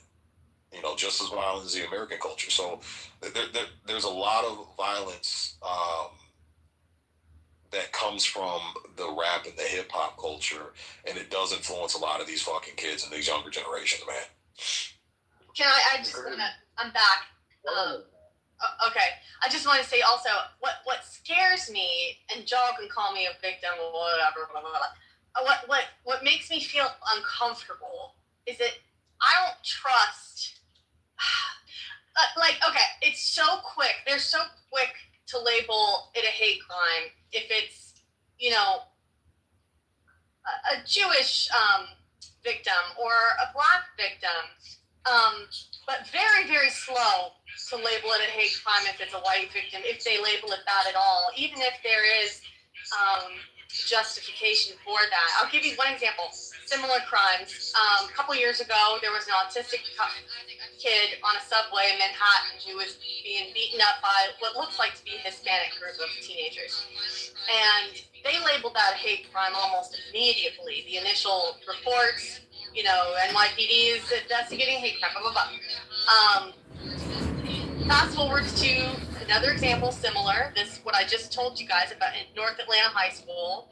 Black kid stabbing with scissors in the face, in the eyeball, multiple times, a white autistic kid. Any mention of hate crime? No. No! Mention of the kid's black than stabbing it, by the way. That's more like that. So everyone else is kind of letting that cat out of the bag, right? Because there's video. But anyway, they don't talk about hate crime. Oh, and by the way, he actually yelled at this kid, "You white bitch." Okay, tell me there's something wrong with this picture. We can't even know what the data is on these random or, hate crimes against us. Holly, don't talk to Jarl to confirm your bias. Holly, Jarl isn't going to confirm your bias. Jarl is a woke, leftist, socialist, communist, Marxist, trans feminist fucking loser. That's what Jarl is, Holly. He's not going to confirm what you're saying. What this makes is the problem. What's going on, Nurse Swag? Merry Christmas, man. Trans feminist fucking loser. Merry Christmas. Merry stage, guys. Merry Christmas. Whoa. Merry Christmas to you and Happy Hanukkah. And Happy Hanukkah. Shalom to you, El Normal. Yeah, happy Hanukkah to all my Jewish brothers and sisters out there. Happy All the same to you. Shabbat Shalom. If that's the. It's not Shabbat. It's not Shabbat. My bad, I heard that on here. I think he was trolling, but yeah. Happy Kwanzaa to you too. Anybody can quote Charlie Kirk. I'm Asian. You gotta wish me a happy New Year, Dragon New Year. So this is the problem, Holly. That Gun hay, yeah, that has been said since 1962. So I do have to take. I normally don't take defense of the blacks because I normally think that the blacks in America are a cursed people and they need to be replaced by more efficient blacks from maybe even Polynesia or Melanesia. But the issue is this: the "you white bitch" has been said since the 60s. That's sort of a response due to when the integration happened, and the blacks were integrated with the whites. Of course, all types of shit was said. These nappy-headed Negroes, am I allowed to say cursing here? Absolutely. These 1960s whites said, "You nappy-headed niggers, we don't want to hear blah blah blah." Right? So that has been a response. It's been a response for about, maybe it's overshot by now because obviously that's not happening anymore. But to your point, if we wanted to calculate that, we would have to then remove whether that was a response to an instigation. And also the problem is this: we do have to factor in that unfortunately the FBI and certain institutions which put the crack in the community, which gave birth to the crack babies, and the crack babies are often the ones who are saying, "Oh, you white bitch," on the New York City subway. I can tell these guys who are my age, who are likely crack children, they're the main ones saying it. So I do have to put some blame on the whites for that, because they did flee from New York and they let the degeneration and the urban blight happen for about 30 years. Then they came back and they expected to be welcomed with open arms. No, Nerd, you're gonna blame white people? Yeah, because you can't abandon an entire city. You're blaming Barry Seal and Bill Clinton. Then is essentially who you're blaming. No. When Michael Bloomberg started to make it, a little, obviously Giuliani and then Michael Bloomberg made it safer, then all the whites came back and they expected things to be as they left it in the 50s. Unfortunately, that's not how it works. So you have to address some of the socioeconomic issues that resulted from a white flight situation. And that may sound like an overcomplication, but that's why in a lot of urban cities you're having the "hey white bitch," because these are the children who were left behind in the 80s and 90s due to the war on drugs that has to be addressed. Well, let me just land real quick, then I'll let somebody else. What I'm saying is, though, fine, call names. That's fair. But when you call a name whilst you stab someone in the eyeball, that becomes a hate crime to me, okay? When you're saying white bitch and you're stabbing me in the eye, let's do the math here. And to avoid labeling that a hate crime is very concerning to me, because it makes me wonder how many of these instances are out there that have not been labeled a hate crime. Therefore, myself, and people who look like me, we will never know if we need to keep our head on a swivel or not. We will not have the privilege, like, with all due respect, El Normo or even black folks, of knowing if there is a trend in hate crimes, random hate crimes, for example, that we need to maybe be more aware of. And that makes me feel very uncomfortable in this country. Holly, are you not paying attention, Holly? You don't need guys like Jarl or Nerd to confirm your suspicion, Holly. You do keep your head on a swivel and you do stay alert. There are low IQ terrorists. And because I'm about to go away, this is a fair point. You should have some type of heads up. I would suggest using the Citizens app and just looking at general crime. You're not going to know if it's white specific, But to your point about You can fairly estimate it's going to be black specific, Holly. when there's a physical action involved, I completely agree it should be labeled a hate crime. The issue tends to be there are so many harassers that's literally saying that shit every day out of mental illness. They're also saying, hey, Arabian bitch. Hey, Jewish bitch. Like they're saying the spectrum. So a lot of these people are mentally ill. They're crack babies. They're on drugs. The last thing I will say is this: if you have if there's a broad issue with hate crimes against whites, again, I would implore the whites to ensure that they reinvest in the communities that they're moving to, because again, these communities have been underfunded for 50 years, and now all of a sudden people are moving back in. They want safe school districts, all that.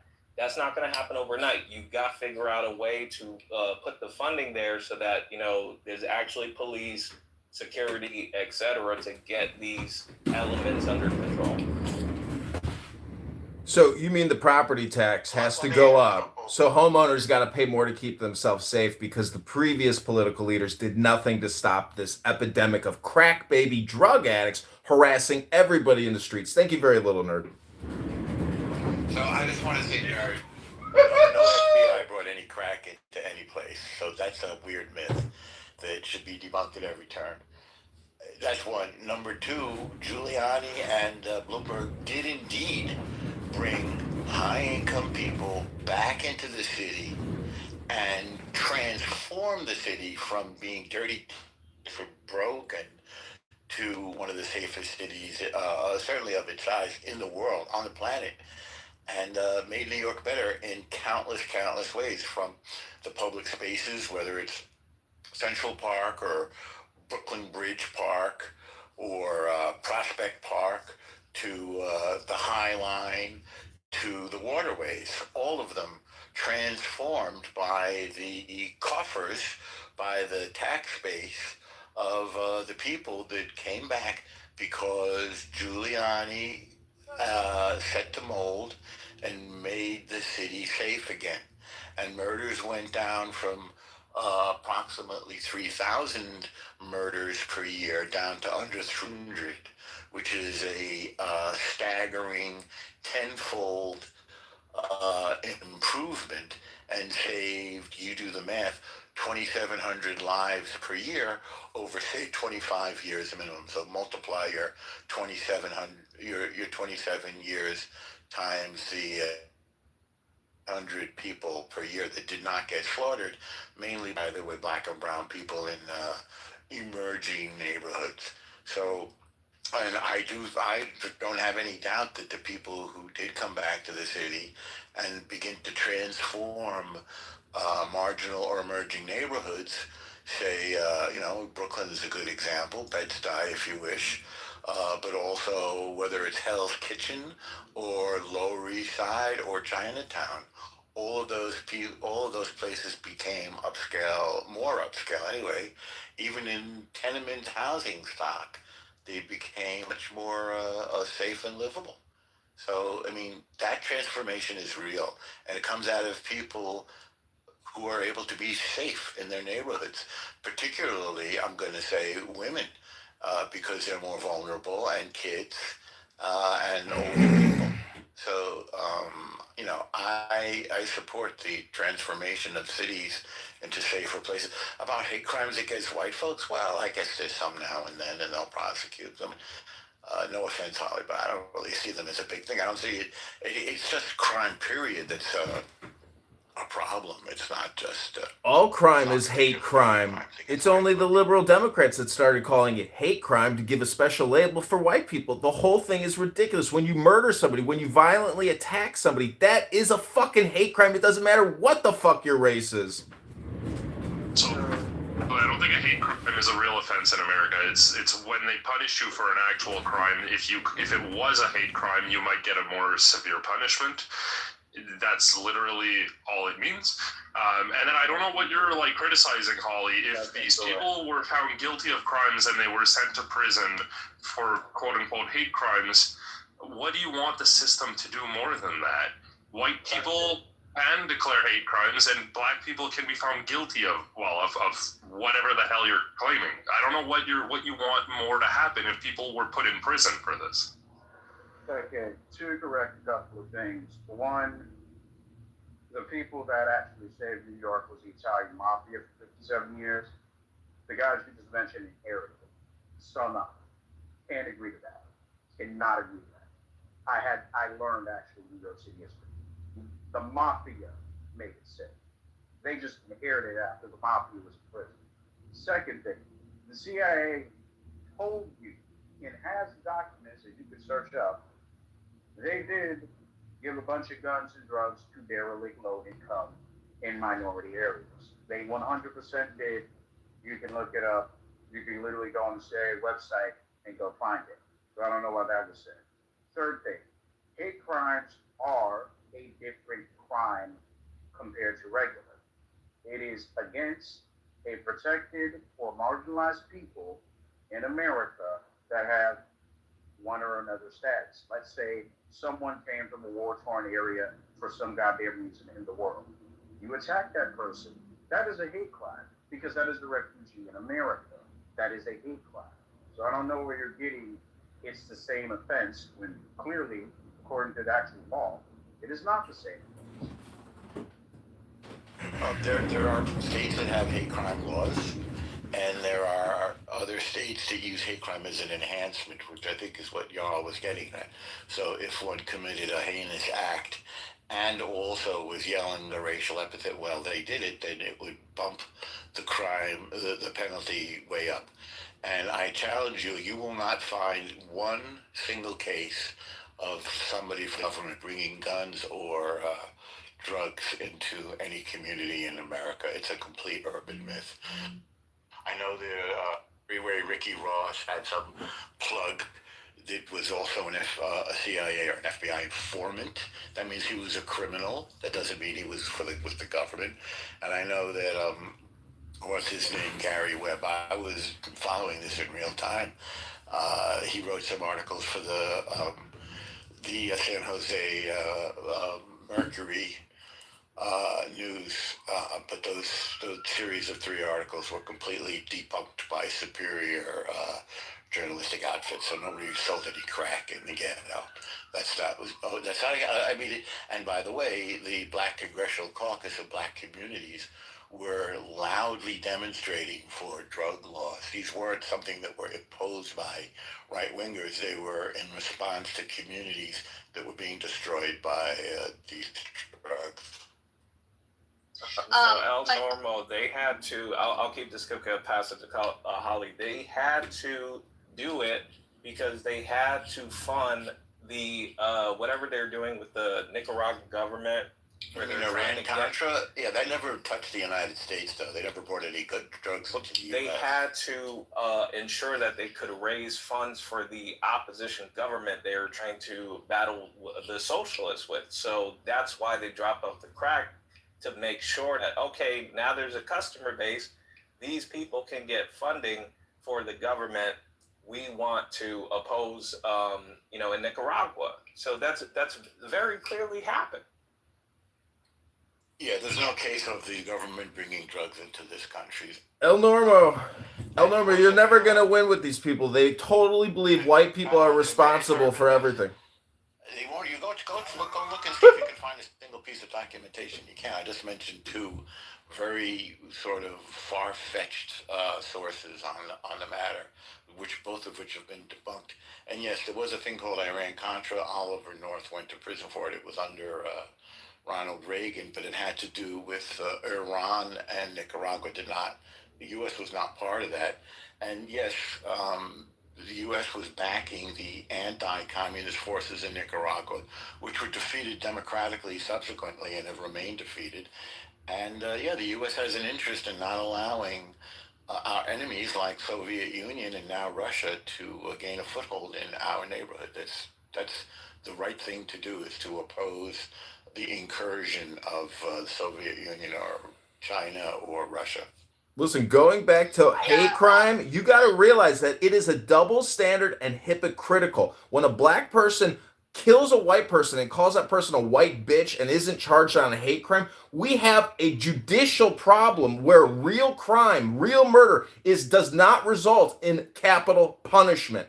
There would be no hate crime if you were murdered for committing murder in this country, but we do not have that anymore. We have woke, liberal, Democrat, communist, Marxist judges releasing murderers back into society to specifically target white people. So white people, if you think you're not the fucking target, go get on a public train sometime and find out how quickly you are the target. Do you have any evidence for this absurd conspiracy theory of the government releasing people who are going to target white people and murder them? Because that's fucking delusional. No, Jarl, you're fucking delusional. I live in Chicago. I'm telling you what I see, what I read, what I hear, what's in the news. It's everywhere, Jarl. We live in an epidemic of Democrat clowns who are now our judges. We need to do what they did in El Salvador with what's-his-face, who took the whole fucking country over and got rid of every fucking judge who was releasing every murderous criminal gang member back into society to continue to kill society. Jarl, you're the brain rot, and you got here with brain rot. There's no fixing you. You have brain rot, Jarl. Chill out, dude. America has the most prisoners per capita in the world. Okay, so I don't know why you want to put more people in prison.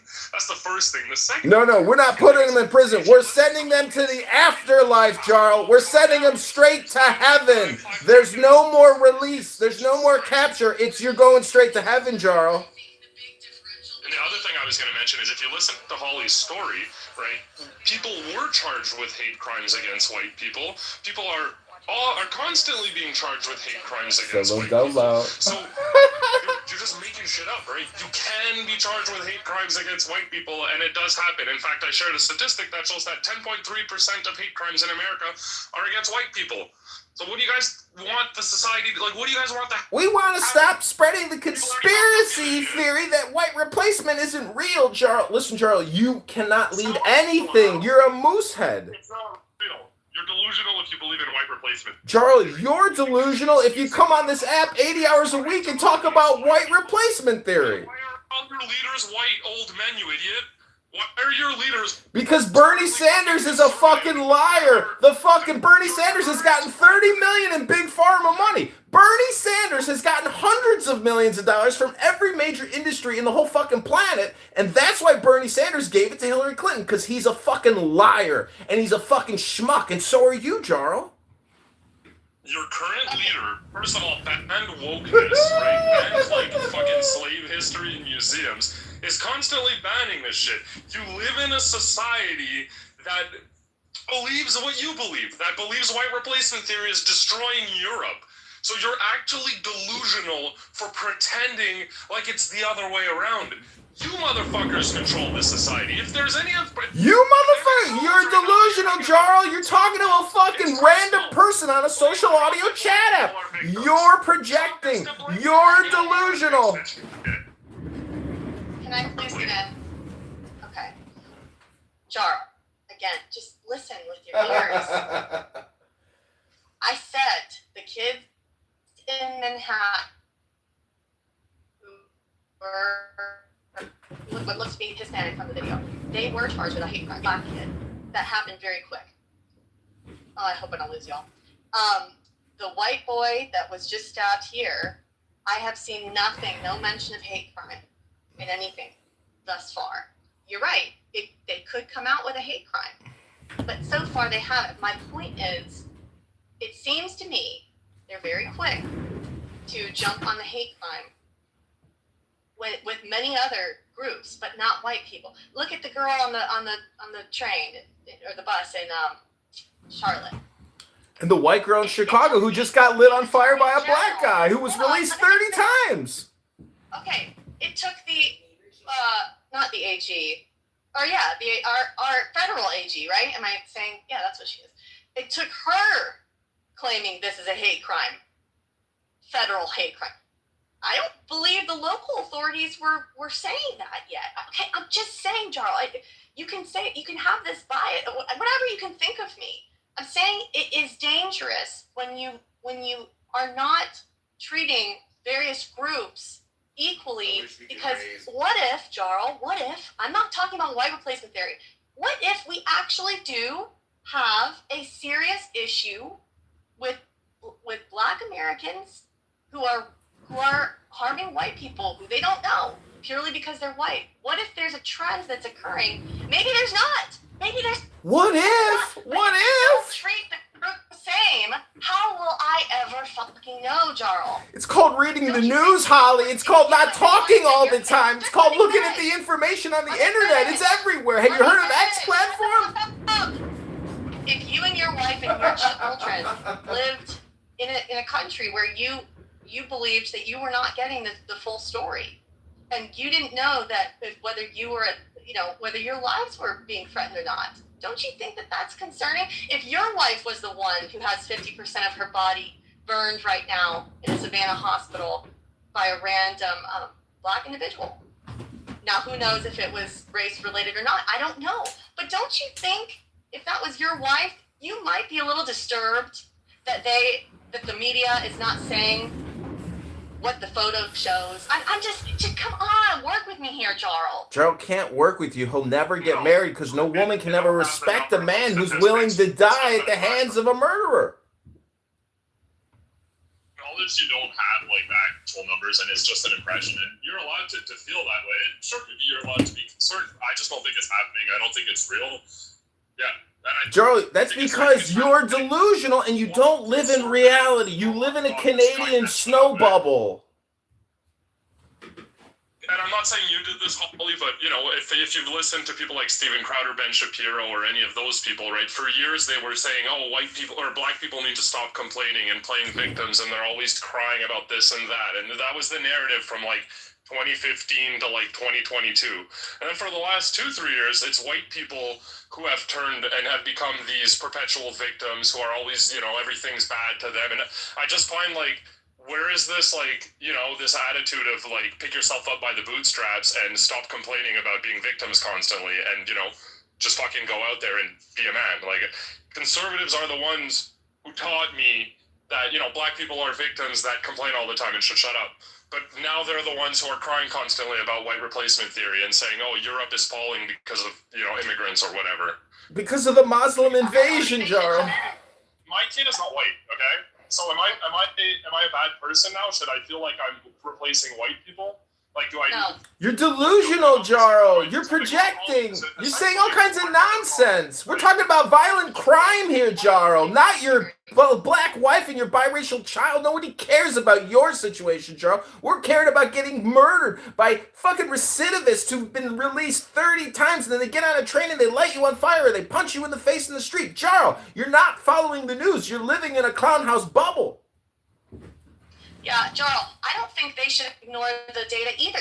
I like data. Data is important. But if we're not being given the full data, that's what concerns me. I don't think that anyone should shut up about, any Black person should shut up if they see that there's a trend of police brutality, if they see that there's a trend that they're getting pulled over at higher rates for random pull-ups. I don't think any of that, I'm not saying that there aren't people that, oh, you're complaining. I'm not. I'm a one person telling you that I don't believe that I'm being fed the full truth. When I see so many stories, Jarl, I could sit here and go over so many with you. I'm driving, but I'm telling you, American, I'm telling you, I see it over and over. White kids being beaten to shit and no hate crime mentioned, okay? Maybe it happens later, but they don't do it quickly like they do with and I wonder, it makes me think, and I've said this so many times, and this is the last time I'll say it, how many times does this happen? Oh my God, it's political, Holly. Obviously, it's all political. It's all political.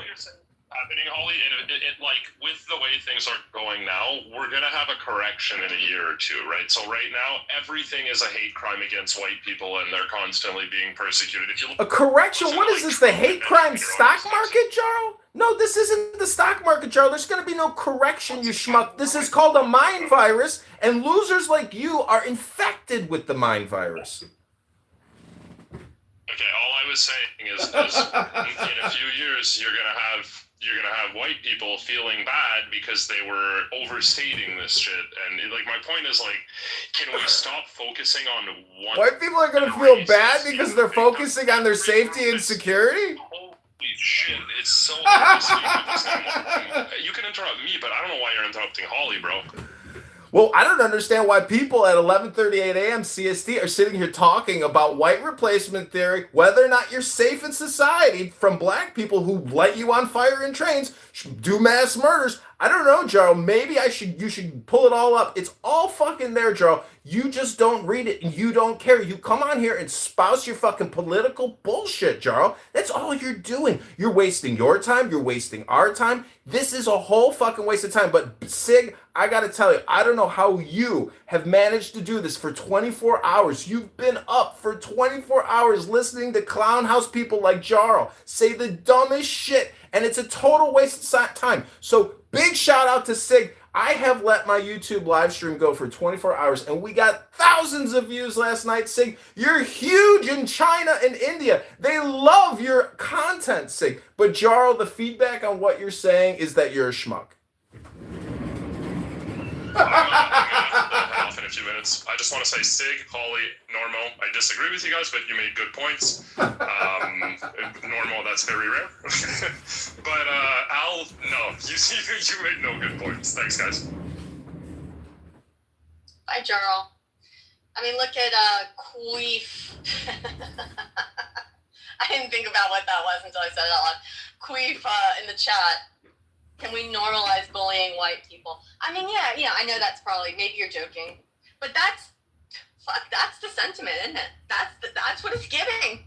That's what it's giving. It's giving punish white people. It's their time to be harmed and to be, we need to oppress them.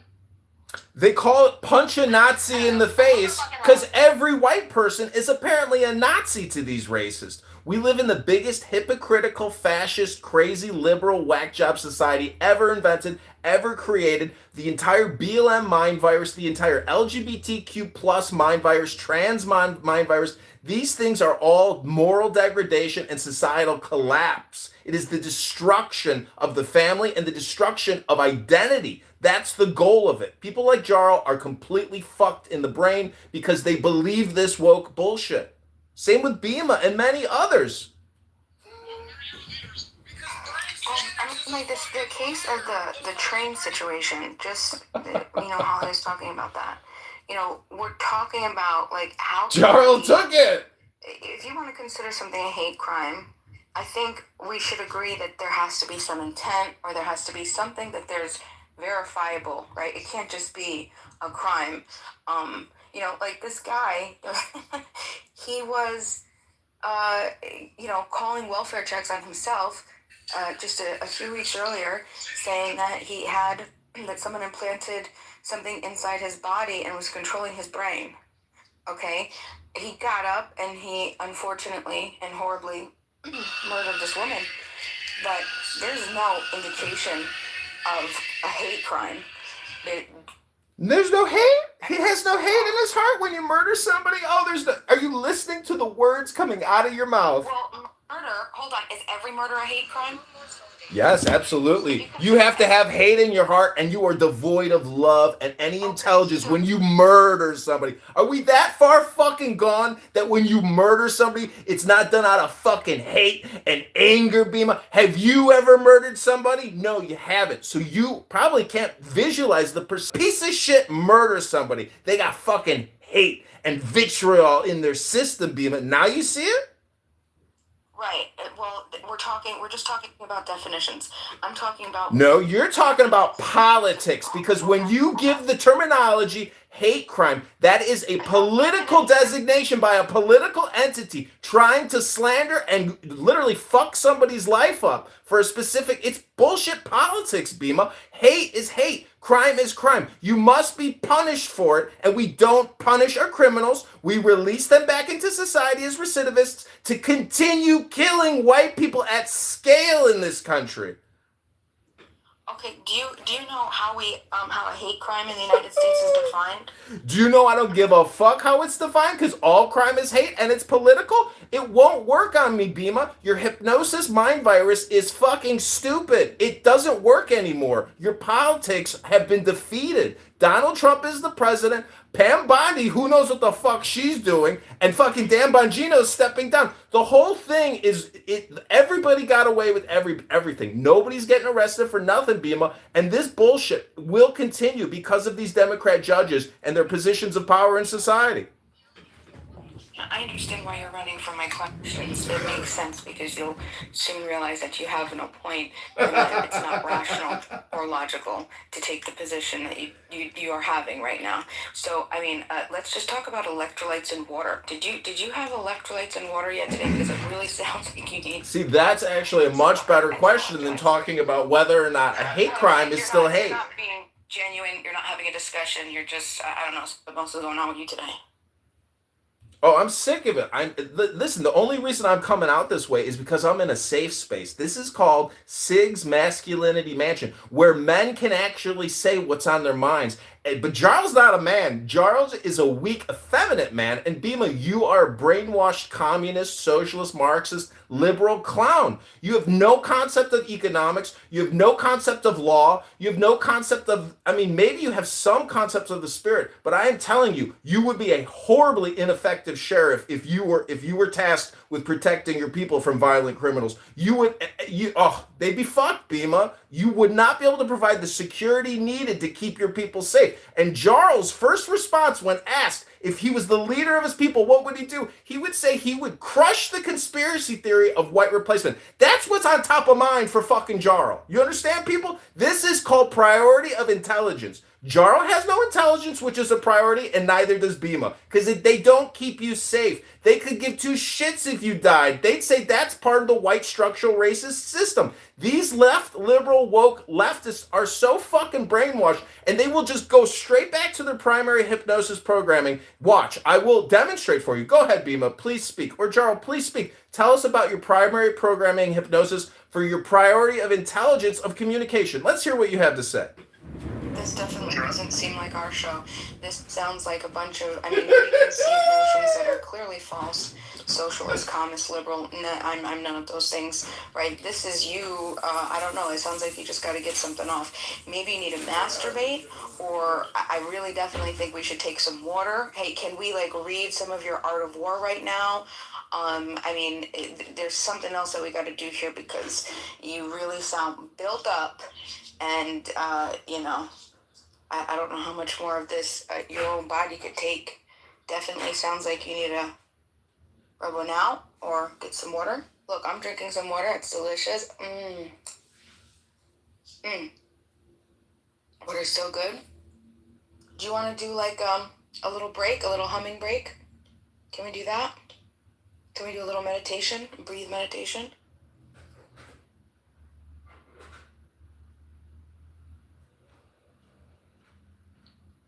I think you shook her up a little bit. I think her brain is resetting. Rebooting. I will just point out that you will note, I don't come on here and make death threats like some other psychopathic people on this app, or people who do homicidal ideation projection, or even suicidal ideation projection on this app. I am telling you what is actually happening in society. I am telling you that at scale in major liberal woke protectorate cities like Seattle, Los Angeles, New York City, Chicago, other places around this country, these sanctuary cities where we have millions of illegal alien, destitute, homeless people sucking up taxpayer resources, murdering our people. We are a completely woke and cucked society. We need to look at, El Salvador is technically a CIA experiment, a sandbox, where Bukele has taken over the whole country, dethroned every liberal left wokeist judge protecting the criminal gangs that ran that country. And now they have super prison facilities full of prisoners with tattoos all over their faces, nut to butt, by the tens of thousands. It's time that, and we are doing that in this country. We are, Trump and the Border Patrol and Department of Homeland Security, ICE, they are forming a mass. And over the next couple of years, all the media is going to be fixated on this, and it will never stop because the American people are finally pushing back against the invasion. And these left, liberal, woke Democrat mayors and governors who have allowed these invaders to come into your cities to murder you, to suck your money out of your property taxes and everywhere else they can tax you. The American people are fighting back. And people like Jarl and Bima who want to waste your effing time, it's just a waste of your effing time to listen to this political dribble. Go read a fucking book. I mean, I'm encouraging myself to get the fuck off the app, to go to the gym and read a book. Fatties, I am complete. You managed to ramble on for so long to not make any actual points, but just to very briefly, like, debunk everything you just rambled on about. Out of the 10 states that bring in the most revenue per capita, I believe 8 or 9 of them are blue states. Out of the 10 states that receive the most federal funding, I believe 8 or 9 of them are red states. If we look at crimes per capita, it's a very similar picture. The very big majority of like crimes are committed in red states. So really, the blue states, the blue states are the ones are subsidizing the red states' existence, and the red states are like a huge crutch on the blue states. Al, I can share the actual statistics if you'd like to see them. So your whole argument about, I don't know, blue states like trying to tax you or whatever. No, it's, well, sure, but red states rely and need that tax money. They're the ones who receive it from the blue states. So really you should be thanking the blue states. Well, all I got to say is go to the gym, read a great book, and, you know, your political opinions suck. Hey, Adrian, cool PTR, dude. If you want to know, it's New York, California are the top 2 states that earn money. They're blue. Then you have Connecticut, Hawaii, New Jersey, Massachusetts, and Oregon. The blue states earn a lot more tax dollars than red states, and red states receive a lot more tax money than blue states. You can look it up yourself, Al. Cool. Did you know that clouds are white, and past the white clouds it's blue, and then you get to outer space and there's the sun and there's Venus and there's Mercury, and past us there's Mars. I don't know. Do you ever think about astrology, Jarl? Do you ever think about making sense, kiddo? Yeah, what are you talking about? Oh, I was just kind of doing what you just did there. Just randomly talk about fucking whatever. Red states and blue states, and we're very specifically talking about, you know, taxes and how blue states want to tax you. If you want to talk about taxes and the color of states, listen, Jarl, this is called the United States of America, Jarl. It's called the United States of America. No one gives a fuck about your red flag, blue flag game. It's called United. And this federal government is going to whack these fucking Democrat cities and turn them completely over. Invade them and mass deport the millions of illegal invaders welcomed in by NGOs, the Biden administration, and let them pour in by the millions. This is now a national civil fight against an invasion, Jarl. It's never going to stop. The head of Border Patrol is in Chicago right now with an M16A4 walking the streets. If anybody takes a shot at him, he will mow them down with an M16A4 on fucking full auto. This is a fight to the death, Jarl. Americans will not allow their nation to be invaded in the same way that Europe's been invaded. This is a fight, Jarl. And you can call it racist all you want. But if you don't have a fucking social security number and you're here illegally and you're violating our laws, the American judicial system and these patriots and warriors will fucking ice you and send you back home in a fucking body bag. Yeah, just a quick stats review. Immigrants commit less crimes on average than non-immigrants. Illegal immigrants commit less crimes on average than citizens. And second-generation immigrants earn more money and pay more taxes on average than naturalized citizens. All 3 of those are accurate numbers. Very cool numbers, bro. Let's now talk about the murder numbers that illegal aliens commit across the whole spectrum and every... Oh, go ahead, Adrian. Sorry, brother. Hold on for a second. When we bring up the shit about them committing less crimes, are we not seeing a story in the news right now where a motherfucker, I think the sheriff's department has to resign because they were cooking the numbers on crime stats. I know Right? there's no sense We here. know This that is crime like, stats are cooked. We know those this numbers is are me roasting manipulated. people and trying to get we people can very emotionally acknowledge that upset. these numbers are manipulated. Why do we sit citing that shows crime is down when we know that that's not true? When we know for a fact those numbers are manipulated.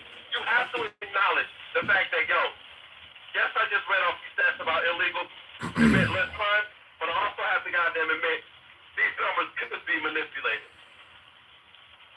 In Chicago, all Mayor Brandon Johnson does is promote his fake crime numbers. Crime is way up. And we're talking about horrific crime. Mass shootings at scale every single weekend for fucking years. Chicago should have deployed the National Guard 20 fucking years ago, but Pritzker never does it. No governor will ever do it in these crime-ridden areas. They'll never deploy more patrols, and they will never cut down on the gang violence. We live in a gang-ridden society, and it is the way it is. But the mental health and the homeless population that commits crimes on the trains is insane that we allow that to persist. The police are so lazy, and the governor or the mayor doesn't do it. They need to deploy undercover cops, remove the most violent homeless criminals, drug addicts that are out there committing these heinous, murderous acts, and specifically targeting white people.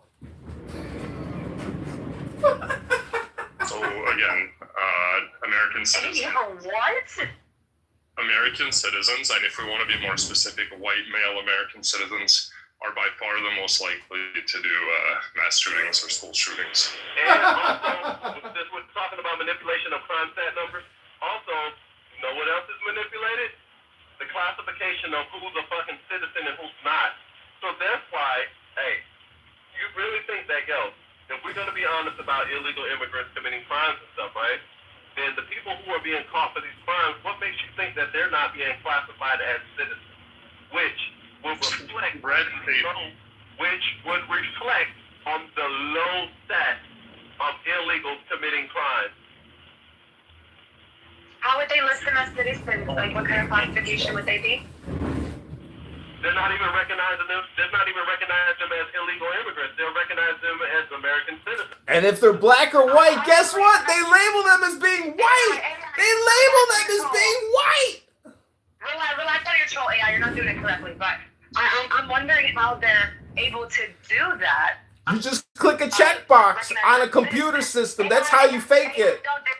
AI, don't do it, please, not today. Oh, I'm sorry, Pockets. You are a campaign contributor, so I'm going to go on mute and meditate on peace for 10 minutes just for you, Pockets.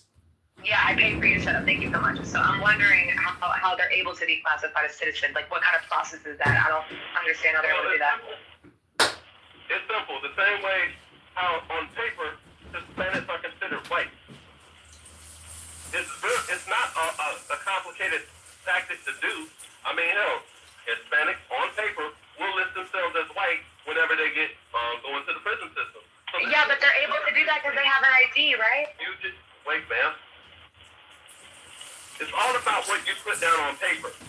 It's not about what you pull out of your pocket or pull out of your wallet and say, hey, here's my ID. I'm a citizen. No.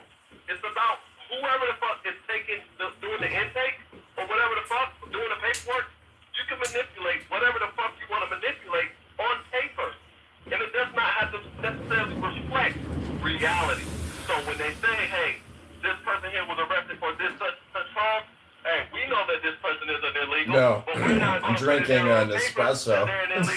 Some good sativa, but problem is, I need to go to the gym, or I basically got to work this energy out of my system, and I got to sweat. It's been a couple days. I've been trapped, cold in Chicago, so I may be. This is actually intentional mania, but it's really not mania. It's actually more like performative art. And I get people really riled up with my obnoxious nasal Are you talking about tone. like when they're pulled over by cops? Man, we see an active story coming out of D.C. right now that a motherfucking official, a city official, a law enforcement official, is resigning because she got caught cooking the goddamn crime stat. And not only did she get caught in the crime stat, she was also ordering some subordinates not to report certain crimes. They are coming out saying this. This is not a right-wing talking point of propaganda. This is actual fact. So people under her leadership is coming out blowing the whistle, saying, yeah, this motherfucker was telling us to engage in unethical practices. And it's reflecting, this is why people like John are comfortable coming into a room and citing, well, the crime stats is showing this in this city is low. The crime stats here on this. Yes, there are other states in America, right? I'm telling you, this is That's not just an one isolated state. incident of what's happening in D.C. This is just the most prominent story. But I guarantee you, a lot more cities will be goddamn coming under fire for cooking their goddamn crime stats. lives. Everything Adrian just said is in the news, it's in the media, it's on X, but guys like Jarl and many others just do not actually look at X and read the news. And in Chicago, the amount of crime that is happening daily, weekly, monthly, year over year is absolutely insane. You could go to Kabul, Afghanistan. You can go to Baghdad, Iraq. They don't have crime problems like this. They don't have murderous, homeless drug addicts doing mass shootings on trains. Chicago numerous times and never seen any crime. Bruce, that's because you're always at the 5-star restaurant sitting at the bar drinking whiskey. It's not crime, but I have not seen anything. I did strikes and stuff. Strikes, dude. Strikes. Like, people going strikes and like, I want my job.